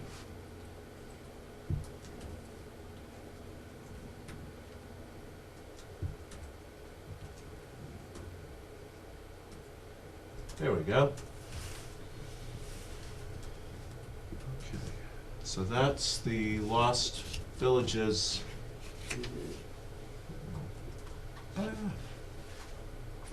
Oh, I downloaded it. Never mind. Or did I download it? Here, it's downloaded.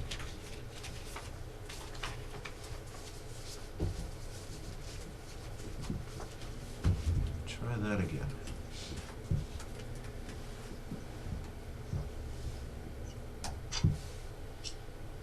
And I think, did I send this one to you, or did, I can't even remember what I sent out. Did I send out the, Yeah, he's, the 2009 one, or did I send the 17, or did I send both?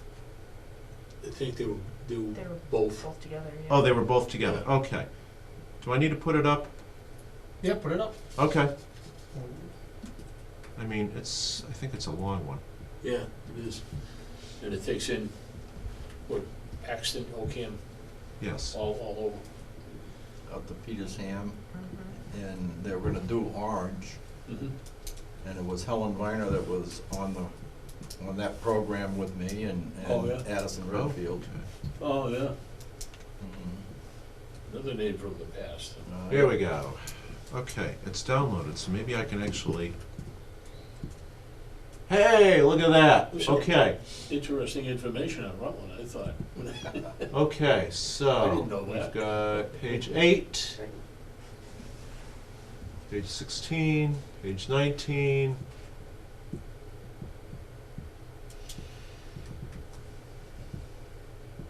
What do we want to throw up here onto the screen? We'll go to page 8, Rutland, if I know. 3, 4, 5.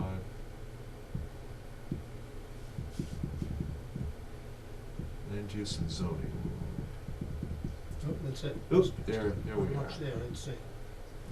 Land use in this stretch is dominated by residential use in the southeasternmost section, protected open space, Rutland State Park, water, where the byway bisects Long Pond. Some small-scale businesses southeast of the state park, at the Four Corners. 9-hole golf course. Forest, water, and wetlands cover 87% of the property.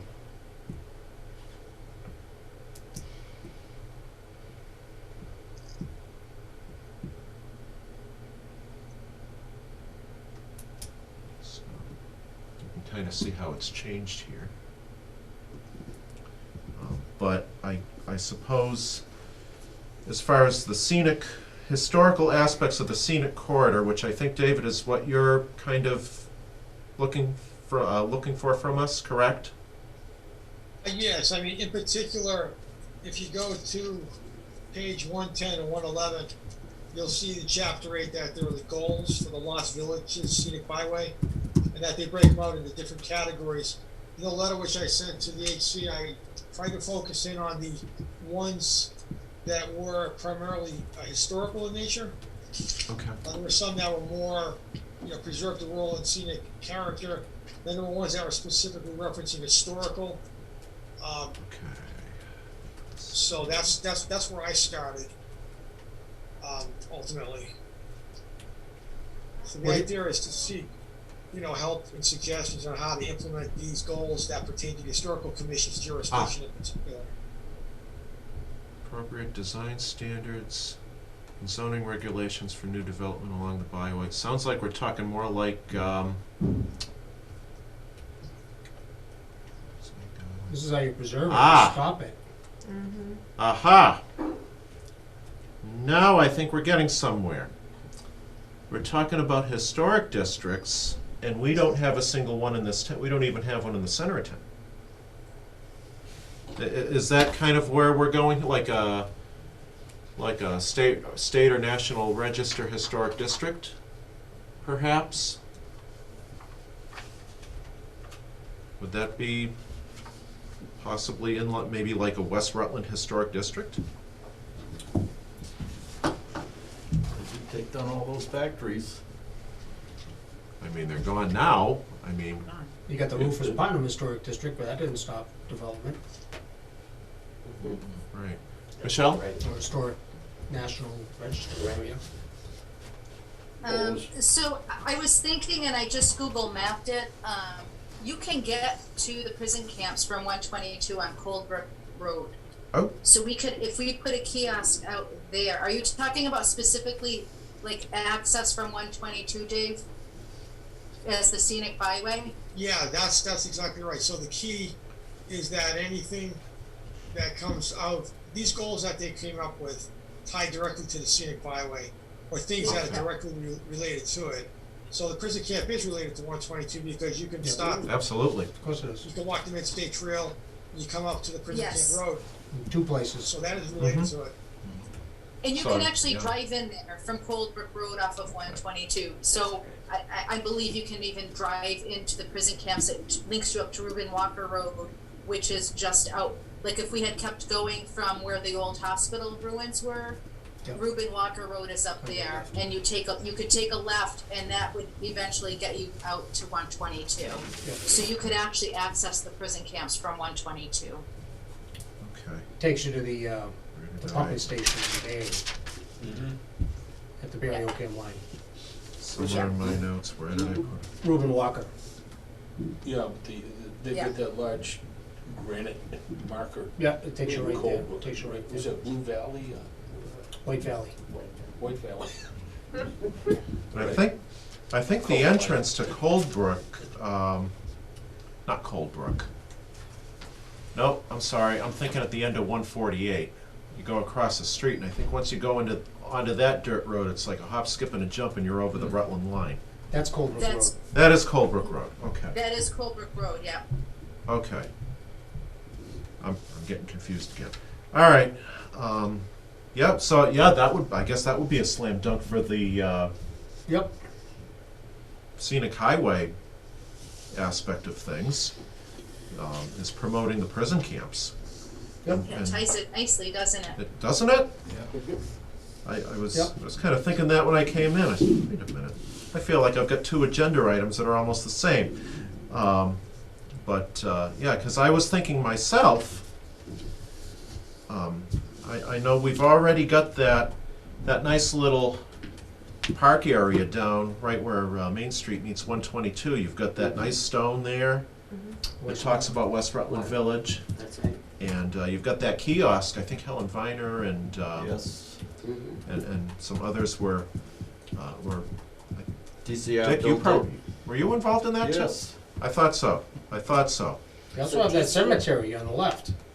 That too. That's And that should be, very old. Going out to. That might be the oldest. I don't know if that predates Goose Hill or not. that's, The West Rutland Cemetery. yeah. It's possible. I didn't Well, it think goes it way was. back, I I know that. thought Goose Hill was the oldest. Yeah, in that I suspect area. it's Goose Hill, but yeah, they're up there. yeah. I mean, I personally, I don't think I'd want a big cast iron historical marker at where every foundation was in West Rutland, but, No. No. But I think in a sense, this is just my opinion, I think the woods, in a sense, kind of speak for themselves in a little bit. The cemetery you should mark. The cemetery, Why you yeah, park there at the rest area, hey, if you, definitely. what this path leads to.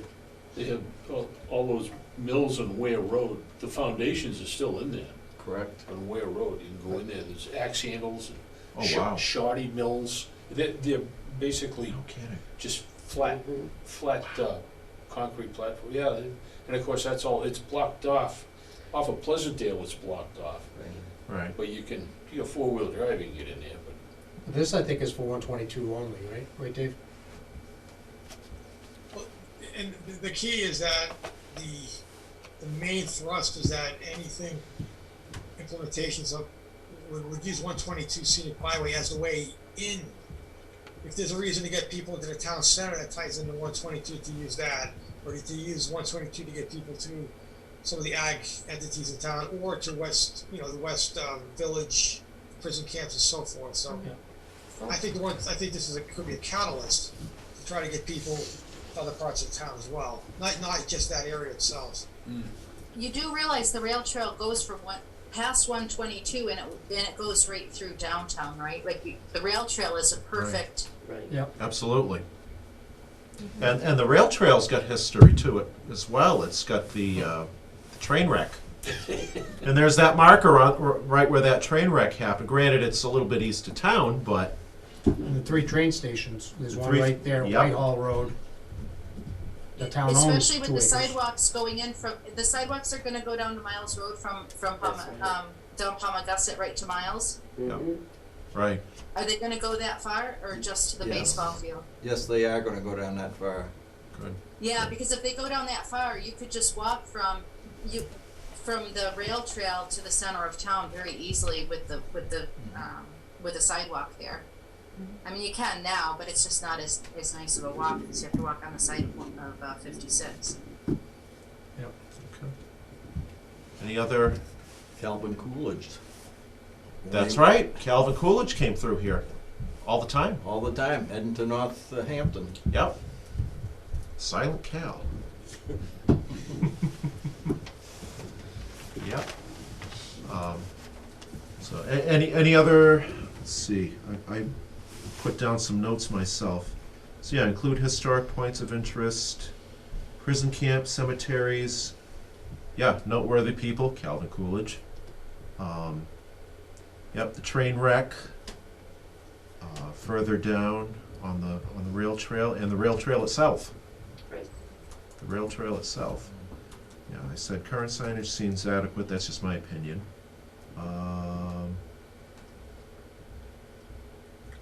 West Rutland Cemetery. Yep, Down West south. Rutland Cemetery. We can, if we can mark that. I don't know who would do it. I don't know if it would be the Scenic Byway organization or Or does CMRPC have a grant? I CMRPC. assume they're doing a grant if they're doing this, right, Dave? They had a grant. And I guess Dave is back involved. You got a DLTH, Dave? Yes, this project is a DLTA, a District Local Technical Assistance Grant. Depending on the outcome of this project, it may be able to be continued to a phase 2 next March when they have the request. It's also possible that some of this work could come under the ARPA funds. There is a section that pertains to tourism. So I think we're gonna want to explore all of our options. okay. What do you need from us? Dave? Just some ideas to implement the recommendations that are here. Beyond section 3 that you have up on the screen is also section 2, which might be of interest. So if we could if you could help me flesh out the goals in terms of implementation, next steps, I think that would be one way to push this project ahead. And if we need to come back with more rounds or to use that to explore ARPA funds or other grant funds that the Regional Planning Commission can help us with, then we're prepared to say, we've taken the goals, we've taken this report off the shelf, we've dusted it off, we've taken a look at it, we see that it's relevant to the town's needs today, and we want to see if we can, and move some of these things along. So document, investigate oral history projects within area schools. I think the Historical Society's done a lot of that in the past already. Mhm. With the school. Yep. Coordinate content with local libraries and historic commissions. Well, I mean, I guess our commission could always put up a link to the Historical Society. That would, Mhm. I mean, otherwise, if we put all our historical stuff up, it's pretty much one and the same with the Right. society anyway. Because Helen Viner and Janet Barakian and all them, they were they were pretty much responsible for both back in the day. That's right. So I mean, it's only recently that things have kind of been starting to split a little bit, but pretty much all of our assets as far as, resources, historical resources are almost one and the same. Yeah, non-vehicular travel, rail trail, cemetery, all those walking areas. I mean, I've walked in that cemetery, West Rutland, before. Other than the deer flies, if you go the wrong time of day, and the mosquitoes. But waste management, signage. Yeah. If we can get something that will promote those locations, and I wrote down, because I would imagine, Dave, you probably want an email from me on what we talked about. Yeah, if you don't mind, I'd appreciate it. I have a set of notes that I'm taking here, but just to compare them and make sure I can get, the most comprehensive list possible. Okay. That'd be much appreciated. Unless we want to write it down in the minutes and we can send you the minutes? That's good to know. Okay. Would you mind, Jen, if we did that instead? Sure, it's fine. Rather than reinvent the wheel? And then once I mean, would it be too long for us to, would it be too long to wait until January when we approve the minutes, or? I'm actually trying to wrap up this project by the end of the year. Okay. So I can. I could talk to the original planning commission to see exactly what they want to do as far as their report goes, to see what their timelines are. I know that they need to close it out for the money end. Okay. By the year end, but I think they have a little bit of time afterwards to put together a final product. Okay. Maybe the email would be better then. When am I going to find time to do it? But with everything going on this time of year, so West Rutland Cemetery, I said, for historical sites we could promote. Prison camp, rail trail. What did I miss? I know I missed a couple of things. Said Calvin Coolidge. Calvin Coolidge. Colebrook Road entrance to the prison camps. Prison camp. Yeah. Singular. That'd be neat, along the side of the road, or even at that parking area, have some big historical marker that says prison camp. Yeah. Entrance to what's here. Oh, the train wreck. Yep. That's a ways from 122 though. It is. It's Glenwood. Yeah. I'll put a question mark next to it. Is that closer to Miles I Road? was gonna say it's closer It's to closer. Yes, Miles. it is. Actually, it's east of Palmagussit when you go down the hill. Right. Yeah. All right. I still feel like we missed something. Like I'm missing something here. West Rutland. They've already got the marker for the village. Right. They've already got that kiosk. I mean, I guess we could always kind of. I can't even remember what's on that kiosk at the moment, but I don't know how often it gets updated or. It hasn't. Could be, yeah, stuff could be faded by now on that. It has, and the last maps that Helen, that I got from Helen, I gave to Dave, and hopefully we can upgrade it and update it, I should say. Also make them so sun won't fade them quick.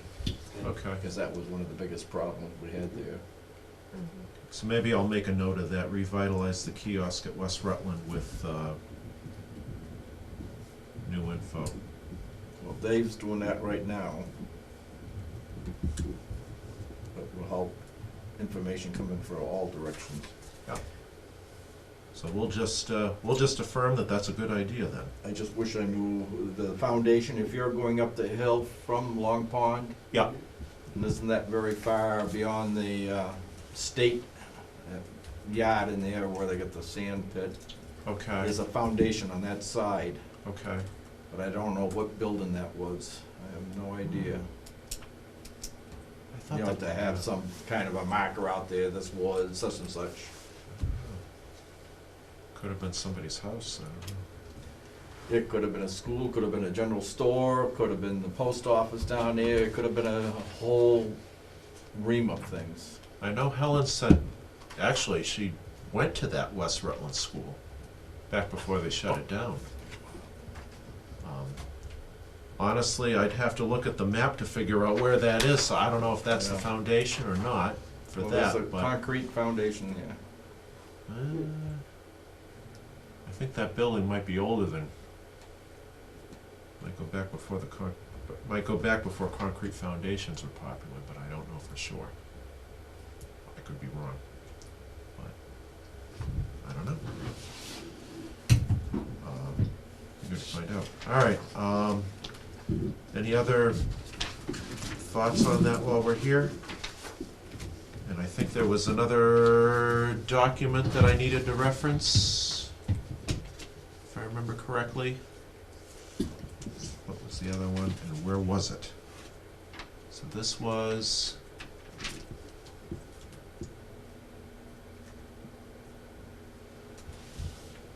This was the 2009 one.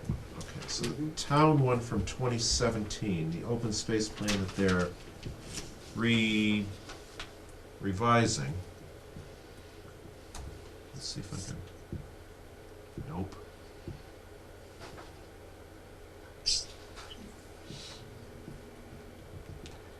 I don't want to hold people up too long here either. But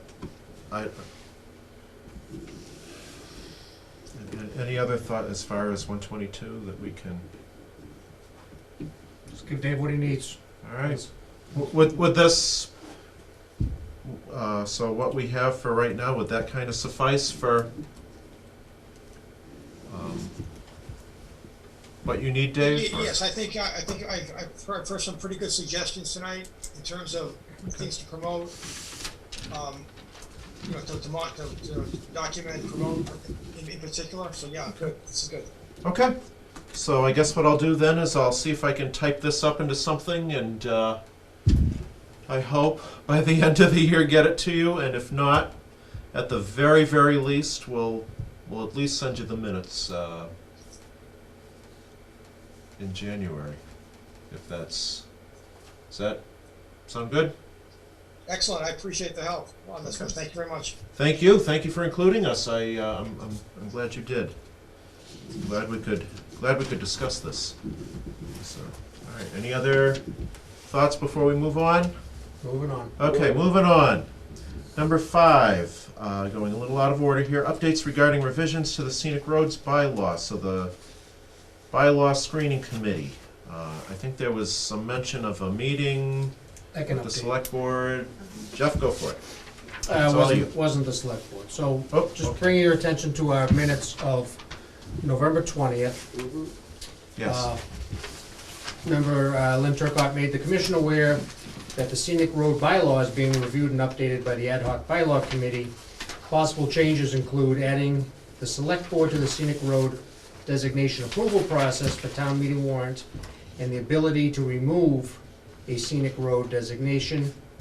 The Ad hoc Bylaw Committee's meeting on Tuesday, 11/16. The commission agreed it would be good to have a representative there. Jeff is available to attend. Sheila made a motion for Jeff to represent the Historical Commission and speak on our behalf regarding any scenic road bylaw changes. Seconded, unanimous aye. So, on November 16th, myself, Jen Ledger, and Lynn Turcott were all in attendance to the meeting of the Ad hoc Bylaw Committee. It was a very good meeting. We had a nice, healthy discussion on there. So what they're doing is they're revising, and Peter's here if you have any questions, he's the chair of that. They're revising and cleaning up bylaws which are antiquated in the 70s, I believe, going back that far. But the one that, No, all the way back to 1941. 41, well, Yeah, it's been 70 years. to Pearl Harbor Day. Wow. Wow. Going all the way back to Pearl Harbor. So, the one that specifically involved us, the Historical Commission, was the one on the Scenic Roads, because the Historical Commission is one of the commissions that are allowed to present for Scenic Roads. So that was why we were involved with that. So the discussion on the draft, this is all draft right now, was that there was going to be a ability to remove a scenic road designation. So we were able to, with gratitude to the commission, we were allowed to have a discussion on that, and we did voice our concern about the ability to remove a scenic bylaw provision. And to cut to the chase, 3-2 vote, they agreed to remove that line from there. So we were very pleased and grateful for being able to participate in that, and that's it. So the bylaw committee removed the, Just that one line about the process for removing a scenic road. okay, so there's no process in removing a scenic road. So, Lynn, would you like to address this, or would you like me to? Oh. There is a process to remove a scenic road. It's the same as to make a scenic road. You know, it goes to town meeting. That's been put back into the bylaw because it was in the old bylaw. Okay. You know, we're doing a review of the old bylaw, there was an ability to remove it, so it's going to be put back in right now. The ad hoc committee is still working on the scenic roads bylaw. Excuse me. When it's done, there'll be peer review from different commissions, and one of the peer review will be the historical commission, so we'll have some input on it when that happens. Okay. So I'm confused. Yeah, me too. It's the Yeah, first same I'm hearing of here. it. There So- is already a provision in the current scenic roads bylaw to remove scenic road designation.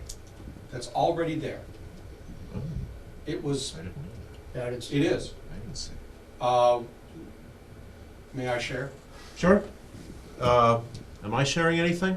I don't think I am. No, you're not. Okay. so we're keeping that in there? Yes. Yes, it's already in the current bylaws, which had been accepted by the town, But the so vote, it's going to stay in there. the vote at the ad hoc was 3-2 to remove it. And at the Right. next meeting, because we discovered it's already in there, it was presented at that ad hoc bylaw committee that the ad hoc bylaw committee, had added that to the bylaw. And in further review, we discovered we didn't add it, it was already there. And based on that information, the committee's next meeting voted to not remove it. We superseded that decision, so, Can we look, are you gonna pull it up? yeah, just Wait. let me get, Let's take a look at it. let me go find it, this won't take long. Oh, you're gonna, that's okay, I'll manage that later. Oh, of course, come on, computer.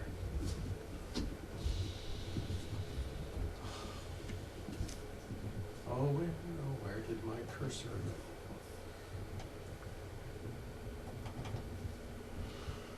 Ah, Rutland.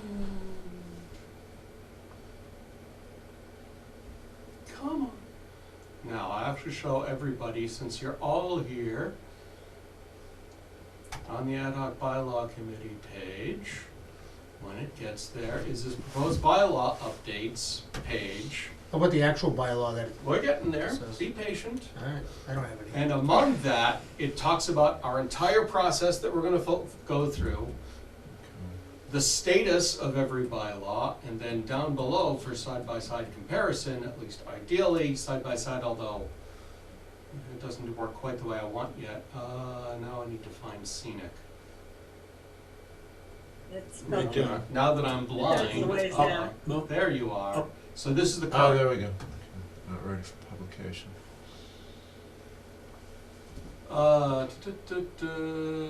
This is the present bylaw. This is the current one? This is the current bylaw. This is current one. This isn't the one that we're doing. This is No, but they wanted to see that it's in the bylaw right now, Right. so, It is there somewhere. Yeah, let's see it. hold on. Where'd you go? Oh, I know, that's up there. Where's it?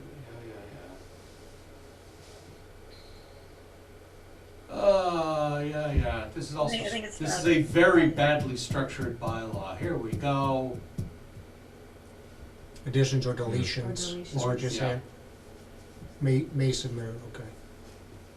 Or additions or deletions to the list of scenic roads. So it's right in there.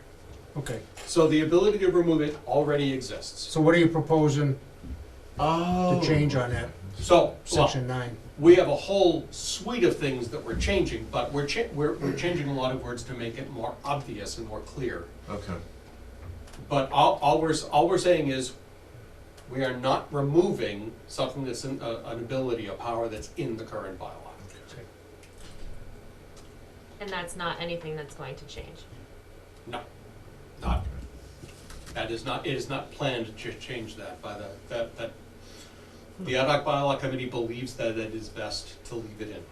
Yeah, it's already been voted by the town that they wanted addition or deletions. How did I miss that? And it's the same after so process, many it has to go to town meeting. It is certain, I understand the confusion. I had thought we had put it in myself, and since I typed everything, you'd think I'd remember. Yeah, my memory's bad. Is that subject to 2/3? No, It's a majority? majority vote. Oh, wow. Hmm. No kidding.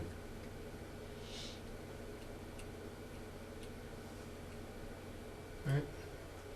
That's good to know. Now, the whole thing about the select board is, part of what we are changing is to make it much more obvious what the process is. And the process is that one of these boards, commissions, committees, Right. makes a recommendation to the select board to place a town meeting warrant article. Because that's the power of this, or planning or conservation. And that's the total power is, it's not so obvious how much of that is processed in the current bylaw. Right. And so it's, saw it. somebody makes a recommendation with appropriate documentation to the select board chooses to put it on or not, because the select board owns the town meeting warrant, and we can't force them to put it on. Okay. I will also say that one of the other things we've put in is a public hearing requirement, but we've put most of the onus for paying for everything on the planning board. I thought we changed hearing to meeting, so that it wouldn't be quite You so. know, we may have in the last revision, I will say that. Yeah. There is a requirement, there are notification requirements, although I think that's where we left it last, is trying to figure out what the notification the details of notification are. Because the planning board, when they go to do something, they've gotta put it in the paper twice, they notify all the abutters and the abutters and even other towns, so we would use the word meeting rather than hearing, so not to incur all those issues. Right. Because none of us have a budget. Right. Yeah, planning's the only people who actually have a reasonable budget. And Norm Anderson, the chair of planning board, is also on the ad hoc bylaw committee, so he figured that planning could most easily absorb whatever costs there are for notification.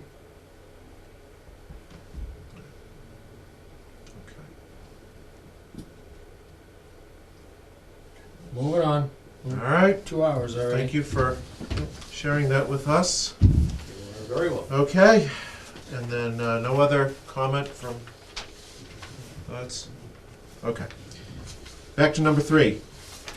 Boy, do we have a lot on this one. Woodhouse roof. You can see that it's being worked on, or at least the dumpster's still out there. Half of it. Yeah, half of the front half of the roof is being worked on, because that's all we could get all we could do with the $25,000, considering the prevailing wage laws. So there's a company that agreed to do the front half of the roof. As far as I'm aware, not the garage. Correct, not the garage. So that's still gonna leak, Yeah, the unfortunately. garage is leaking. Yep. I And understood that the building inspector fell there and it hasn't been cleaned up yet, and there's still blood and glass around. yes, that is correct. The building inspector came in. He wanted to look up at the roof area to check for, see what kind of roofing was underneath the shingles. Was there plywood? Was it tongue and groove boards? It was tongue and groove, but it was fairly newer tongue and groove. Wanted to check for mold, any other water damage, and yes, he fell through the ceiling. There was like a There's a skylight. skylight in there that none of us knew about, that was covered over with paper and then insulation on top of that. Insulation. So this was on Friday. This was Peter and Friday. Peter met with the building inspector before I got there, McRae. David McRae. And we originally thought we were gonna be meeting with him on Monday. And then Yeah, on you- Friday, it yeah. was, they had to get in there to get the building permit Correct. for the roof to be started on Monday. Yes. And we were in the front parlor, we could hear him walking, Yes. and then Crash. unbeknownst to me, at the end of the hallway where the bathroom entrance is, there has been a skylight that was there to apparently make light come down back in time in that hallway because of the eyebrow windows in the attic, and then the other two have circle windows on the other side. So, And he was seriously injured. very seriously injured. I Yes. have not heard anything. I haven't heard anything either. I got But a call. Lynn, are you sure? So I have not gone inside the building since Peter and I were there, Yeah, and neither have I. so nothing has been. There was supposed to be a work meeting today, this morning. Okay. With his, You know, to file stuff and, right, through the Historical Society curators, correct? but Okay. it, was canceled because of the mess that was still there from where he fell through the, Well, Right, and of course, there was a dumpster out front too, so Right. I wouldn't recommend people meeting there. In fact, our historical meeting, I changed the location that we had last night, so we weren't in the wood house. Right. But I haven't been in there to see about the contents of if that's still there.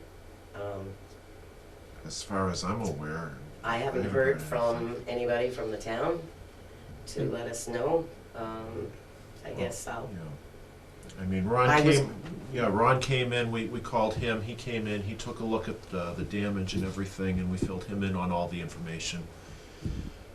He was, Dave was taken away in an ambulance, obviously.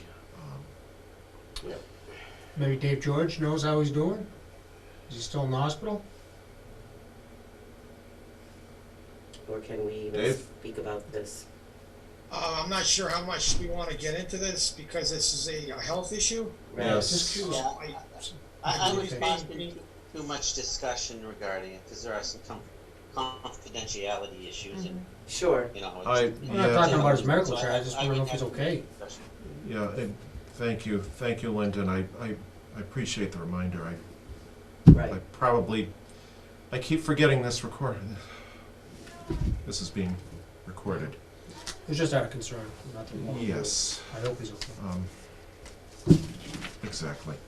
Exactly, and yeah, and I know it was raised, and And everybody appreciates that, and, you know, but the individual is a pretty private person, so I would just recommend limited discussion. thank you. Yeah.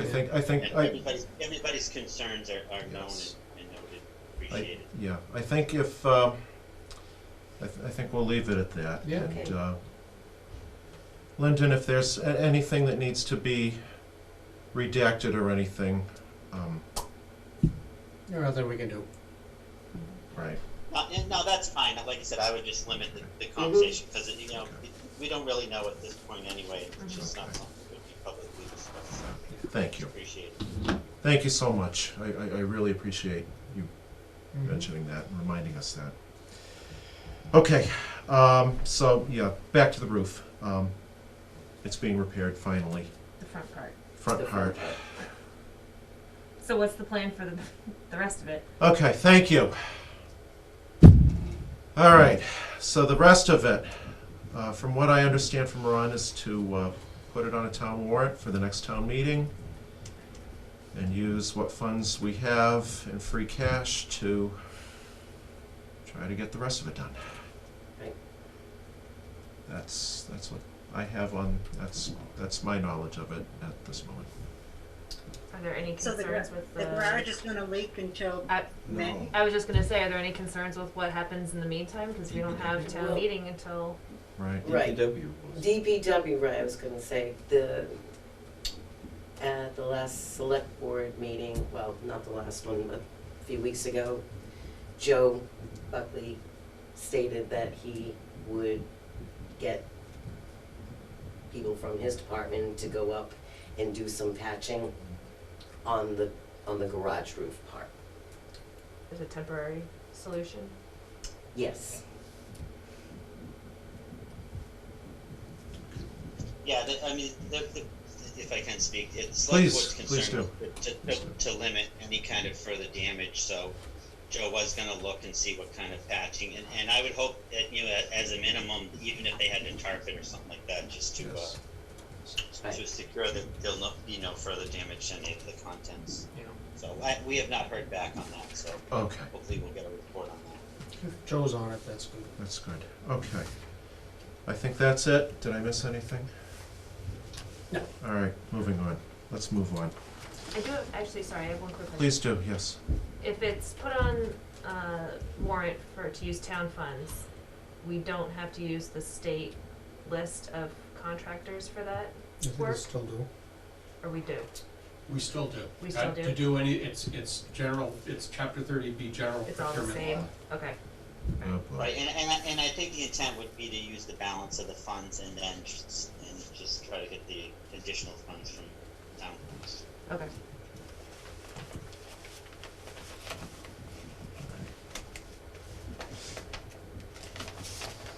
That's what we can Okay, do. That's all we moving can on. Moving on. Number 6. Number 6. I wanted to make sure that I got this in here because I don't want to be the only one dealing with this, or at least, I don't want it to be a secret with the commission. Yeah. But basically, I got an email from Ron on the 22nd, I think, of November, I want to say. It was after our last meeting, just requesting our department budget request for next year. It was due on Monday, so I just said I'll just put into level fund it the $250. Obviously, we're dealing with a lot of, we're still trying to be as conservative with the town funds as possible. My understanding is that usually is reserved for typically, if we need to post for a hearing, something like post Stamps and ads. advertisement, stuff Yep. like that. I know that we do have some events that we've been discussing toward the 300th. My rationale, this is just me, I mean, I don't know what your opinion is on it. I think that personally, if we get a ceremony or something, and if there are any expenses incurred, I mean, obviously, I don't want to force individuals to pay for it or anything. But I would, I guess my thinking is that the best way would probably be to, if anybody's willing to donate, stuff like that. What do you foresee the commission having to do that the 300th isn't doing? Like the opening for the ceremony for the central tree, or I think there was discussion for maybe the prison camps as well as part of the 300th, maybe making some kind of a quick ceremony for that or something. Like if it were like a banner, or I don't know. I don't think there would be much expense connected to that anyway. And maybe something also for June 18th, Yes. for when Yes. the town actually became Right. So. incorporated. And I know that we've been talking with even the 300th town, tricentennial town, committee about, you know, we've been kind of discussing with a plan of doing something that day, because we know that there's gonna be a fire, muster on June 18th, A lot of that's gonna be 300, not necessarily the commission. the historical commissions. Mhm. That's right, the christening of the unveiling of the central tree Yes. project. And That's yeah, negligible money, yeah. Something that, you know, if any. if we had to pass a hat or something, I don't know how that would work. I mean, but probably something that I would imagine we can cross that bridge when we get to it. And plus, it would probably happen in 2022, FY22, not FY23. Well, we're in FY22 now. We are. But like the central tree is pretty much done, and and the prison camp's going to have to be paid for at the very least by the end of FY22. Well, I would suspect that any ceremony that we wanna do for the prison camps could be covered under the 50,000. That too. I think ceremonies don't cost anything, but. No. Okay. All right, We may want to include that on. Nah. it's just something we can do. Yeah, surplus or something. All right, anyway, so, yeah, just thought I'd pass that along. And then, I think I know why Dick is still here. Because, the other one, number 7, I had some I think Jeff, I think you passed it on to me and I emailed you. Did you get my email, Dick? Oh, about the Mattie Smith house, the barn at the Mattie Smith. Let's just put it this way, I printed this thing out tonight and I just looked at it just now and said, what? Yeah. So, I just figured I'd mention it. well, it's. If you wanna. Yeah, let's just put it this way, weekly market bulletin from New Hampshire, I get it every week, and in there they have grant money for old barns, because the way it's scenic, people come to New Hampshire and people come to Rutland, and it's the farms that they look at and the old buildings and things like that. And Mattie Smith, being historic, because she was the first rail master, stagecoach, everything else was going on, the hotel there, and there was a lot of transfer of goods, and that barn is, it's failing now very fast, and I expect to see it collapse, and it's too bad. It's too bad that Massachusetts hasn't got grant money for preserving old barns like New Hampshire, and that's what I brought it up. Okay. Where's this located? Right on Route 68 and Wachusett Street, On the Used to left, be the right? old on the tavern. left. It was a tavern and. Yeah. Dick, do you know if there is any money for old barns? Because mine's about to go down too. See, unfortunately, we're not in New Hampshire. It's plenty. But I brought it up, I just feel that it's something that maybe Ann Goby or something like that, Yeah. it should be something state grant money for the whole state, for old barns, to try to help preserve them. For tourism and that sort of thing. That's right. Yeah. And to me, right now, it's the main beam on the bottom, near the ground, it's Yep, collapsed.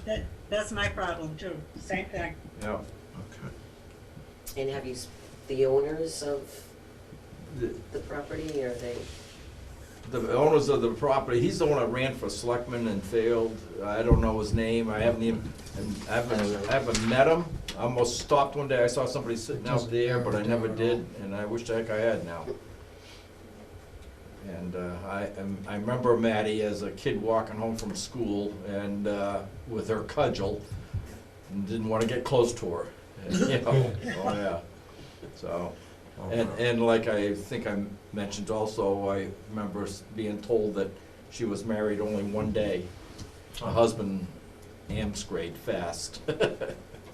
So, But, He's a lucky guy. yeah, Learned that quick. Cut to the chase. Yeah. on that barn, there was a sign, American Express, American Railroad Express sign. My brother bought it between Mattie's and the Van Loens when they moved in. And I have it in my garage. And it was Irene Amston. It says, when she saw it, she says, that sign that goes to the store when you kick the bucket. I guess I've been told. I also have the sign for a Spruce Hill farm that was on the barn itself. That's sitting right above it Nice. in my garage Nice. inside. All right. And there'll be a day that I'll invite you people over to see the general store. Nice. So, We look forward to it. okay. All right. But that's all. That's the reason why I Okay. brought it up. So I guess I misinterpreted it when I put it on Yeah. here. I thought it was one of those things where somebody was ready to tear it down or something. But Well, it's gonna go down on its own yeah, if they don't jack it up. You have to put a roof on it. It really needs a roof. yeah. It's old shingles. So I was kind of thinking along the lines of, well, we don't have a demolition delay bylaw, stuff like that, which we don't. I think they proposed one in 1994. I had that from the this whole book of old minutes and stuff from Ann and Scott Davis that they gave me that used to belong to Helen Viner. Wow. Maybe the gentleman behind you should take notice of that. I can send you a copy if you want. Anyone is welcome to suggest a bylaw change.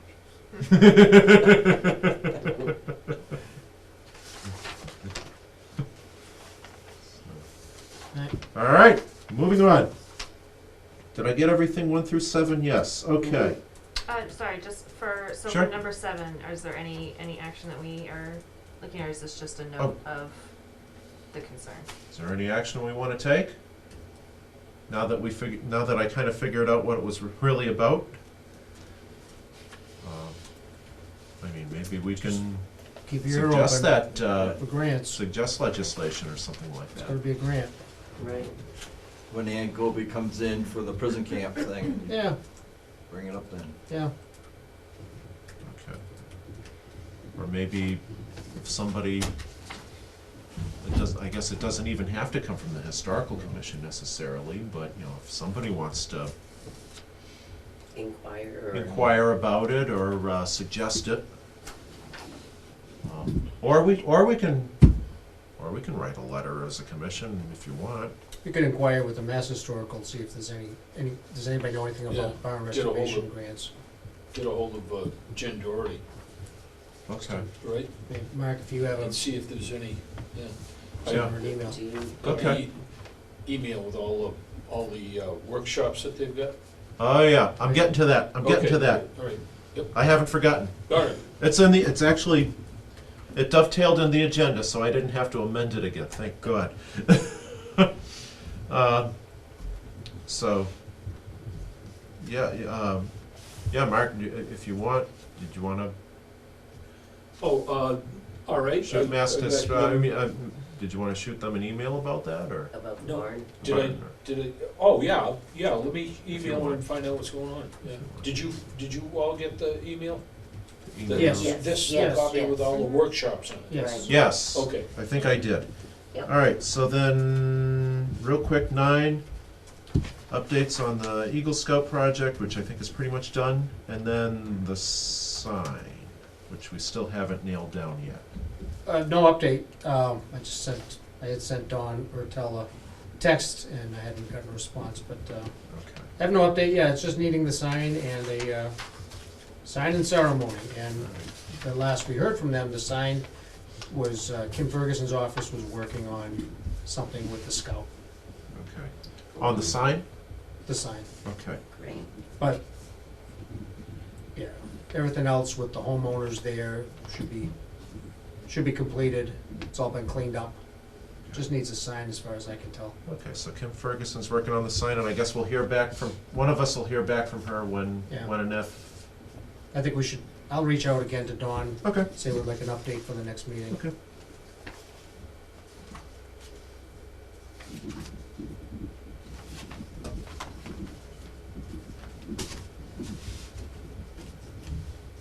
Okay.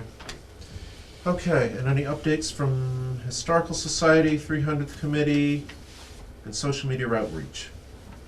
Any of those three? Social media site's still up. Obviously, we posted for this meeting, get some awareness. That's been the big thing, the prison camp awareness campaign. I think we've been using Facebook efficiently to bring that. There's been a lot of shares and a lot of likes. So I think we've done as far as we can go on Facebook. That's all we got on that. 300th, we are meeting every Wednesday. We've got good overlap between Sheila and myself being on both committees. They are putting out a calendar of events, of proposed events for 2022. Yeah. They're working on that, well, Sheila Dibb is working on that. It's gonna be a townwide mailer with the fold-out, and the inside's gonna be a calendar of everything that we got. The next event is gonna be the Polar Plunge on January 1st at noon at the State Park Beach. Yep. Neil Viner is spearheading that. We're supporting it. Supposedly a food truck. Maybe some music, not live music, but something. And, yeah, it's at noon. Swing band? Yeah. No swing band. We just No had a swing very, band. we used that cultural council grant for the swing band at the Sportsman's Club. Yeah. We had about 65 people, Yeah, plus the 11-piece band. 11-piece band. It was nice. Wow. It was very nice. Yep.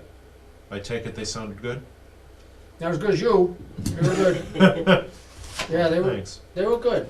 Yeah, Local. great singer. It was just a I bet fun she time. was terrific, yeah. It was just a fun time. I'd like to do more of it.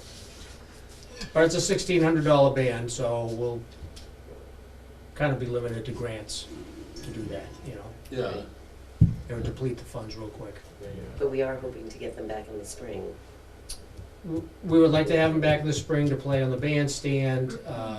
They had applied again for another grant. They were denied that. Oh, they were. So we'll see what the future is. But Gotcha. yeah, if we're not able to get a cultural council, say we, the 300th, Mhm.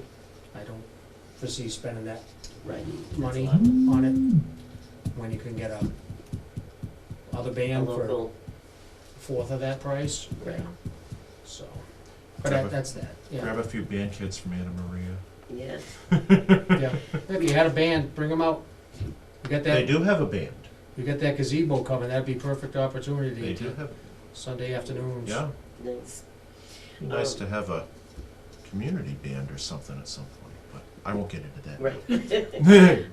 Updates regarding the Historical Society, of course, everything is based on the roof. We have a list of events that we plan on starting in February, which will be an open house. We have a series of open houses from February until May. We're gonna start, we're doing a timeline of through the centuries. So starting with February 20th, which would be the opening house of when the town of Rutland was first considered to be a township. So we're still working on that, and then the following months, we go to the 1800s, 1900s. We're gonna be showcasing our local previous past artists, because we have so many paintings from Hazelwood and the Kelseys and so forth. So we really want to really showcase them. We also want to also showcase Clifton Hunt, who was an unbelievable artist who passed away. And I mean, his work is like the masters from centuries ago.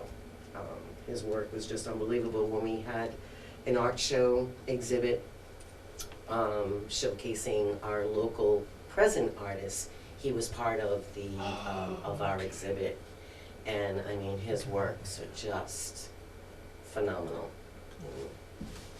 So We have lots of ideas also for our planning for our events, from showcasing over the time periods of all of the clothing that we have in our archives and in artifacts.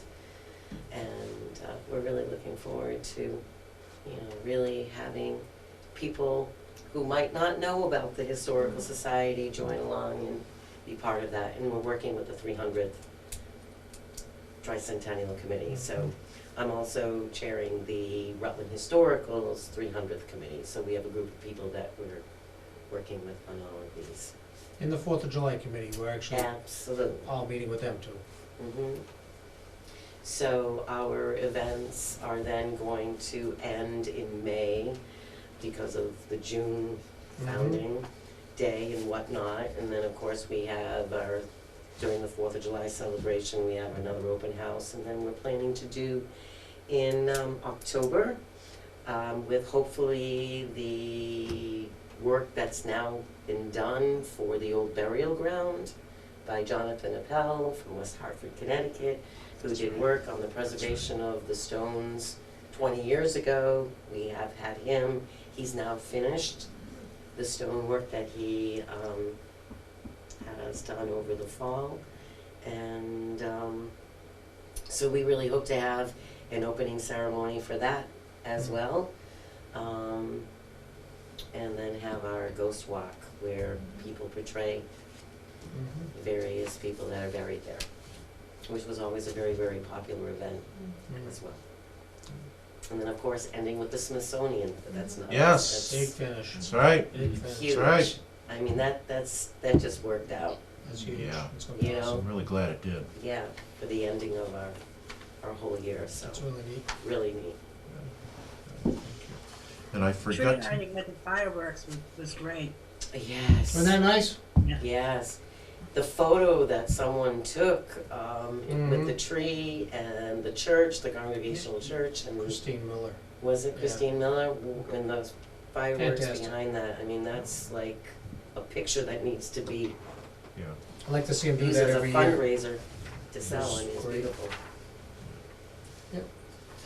I neglected, I skipped over number 8. I did not mean to do that. And Mark has some stuff for us. And I have a thing or two myself, but we'll start with Mark. Oh, I'm so okay. sorry. Go ahead. Mass- This is the, Mass Historical. yes, they're having a workshop, and I sent you folks all the email on it. So there are workshops that we can sign up for to get on there, and I'm looking myself at the introduction to historical preservation. Covers the basics, basically. I'm still trying to get information. I wanna put all the houses that we have listed to get it on the Macros file. Okay, now it doesn't go anywhere, that's all it is a database. Right. Okay, and there's, I don't know how many there are there, how many houses there are, but I think we've only got 32 in Rutland, and Holden's got 460, Yeah. Mm. you know, and it's only because we never put them in, and it was all, it was, your grandmother Helen, and there were a whole bunch of people that did a lot of work on them. Mhm. All right, they're all there, and I don't know why they're in there, and I'll get a hold of Doherty again, and that Ben Alley, that other fella, that is he's a big help. But here's the workshops. I don't know if you folks want to get in on them. There's Zoom jobs, and developing a historic preservation plan is another one, and Be a good one for, what day was that one? What day was that one? What's the date? March 21st, 1 o'clock. March 21st. Monday, March 21st at 1 o'clock. Oh, okay. I guess I'm out on that one. Okay. But it would be good to get somebody in there on that. Yeah. Because you were gonna say that would be, Yeah, that was the, because I think that's what we were, I think that's right about where Helen Viner and all them left off, right? It was we had the inventory, Yeah, for the most part. Might have been like another stray building or two that never got documented, I don't know. yeah, But- according to Hallie, when I was talking to Hallie, we needed updated information on almost everything. You know, well, what I wanted to do was try and get the Woodhouse on the National Right, Register. right. And there's a lot of stuff involved. And you gotta more or less rewrite his biography. Wow. Well, you and I did the Right, measurement to right. put a floor plan on, they want a floor plan on it. Right. And Scott took all types of pictures. I must have 15 different pictures of the Woodhouse that Right. they want them put in where the old Macris files, there's only one picture of the Woodhouse. Right. Only one picture of the Rufus Putnam house. There's only, there's only one black and white photo, and they want a color, color hard copy.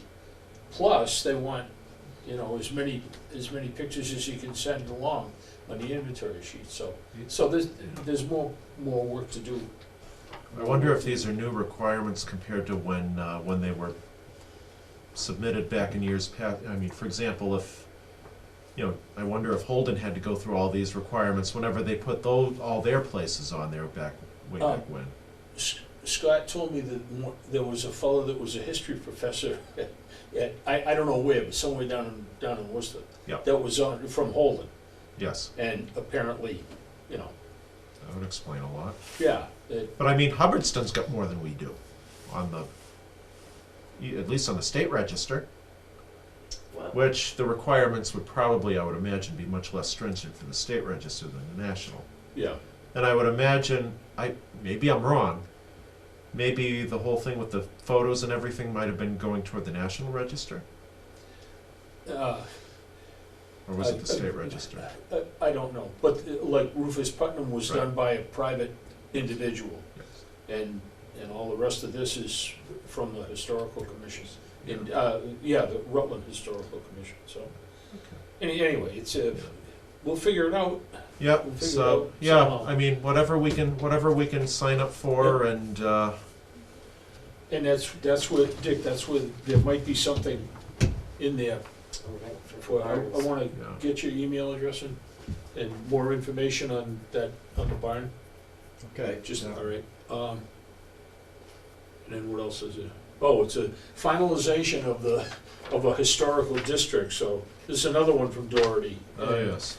And so I copied I looked up on the Mass General Laws. Yep. And Mass General Laws on what you have to do.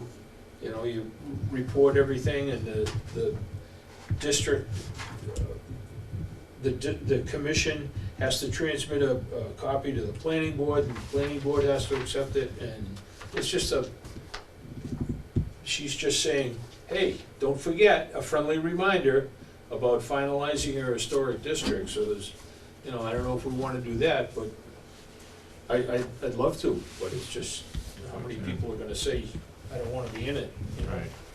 And we've already got so many projects, so many Yeah. plates that we're spinning as it is at the moment. Yep. So, but, So anyway, we're constantly getting, yeah, stuff from them. Good. Plus, I signed up for their email, I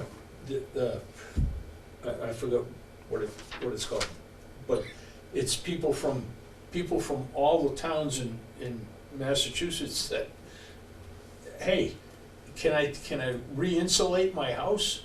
And all kinds of questions that are just crazy, oh, well, no, you can't take the rafters out, but you can insulate it, but you can't, so it's interesting, because it's just common folk trying to find information from them. How much money will you give me to? yeah. Oh, well. So, I'll add my little piece to this.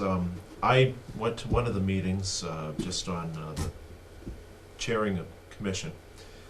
There was one little takeaway that I think I probably should address just for reference here, and they mentioned the open meeting law and social media.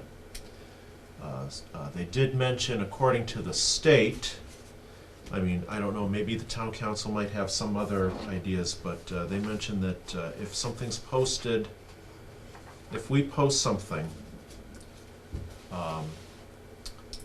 if you get,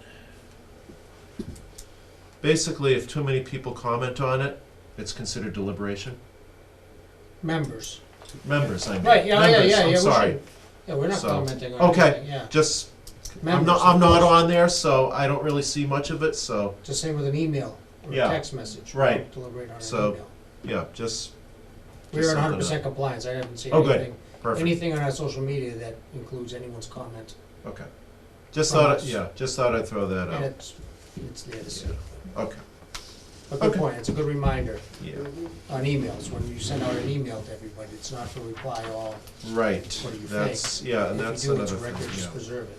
Yes, You know, It's not against the law. It's not against the law for everyone to talk, but it's a record, right, it is. a and you book. have to preserve it. Okay, and then, new business, I did hear from Christine, she said she's gonna have to step back, for at least for the winter due to medical reasons. Yeah. I don't, I'll have to talk to town hall as far as, the details for that. There's a form,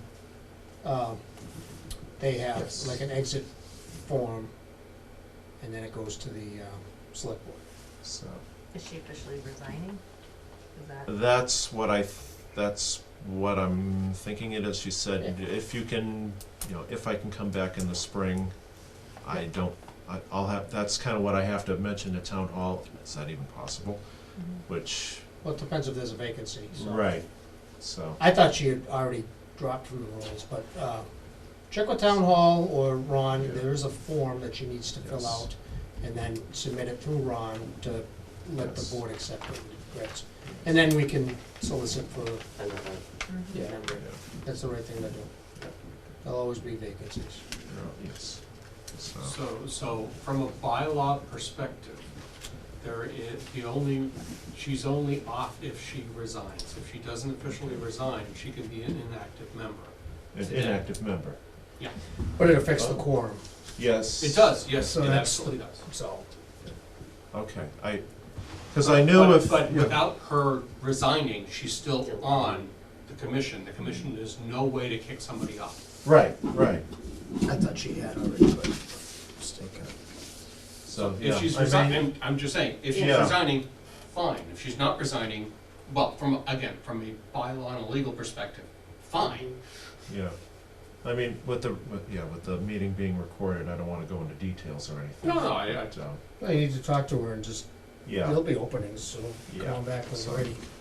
but I did wanna let folks know that I have been in touch with her and she's been in touch with me, so, yeah, so. All right, any other new business?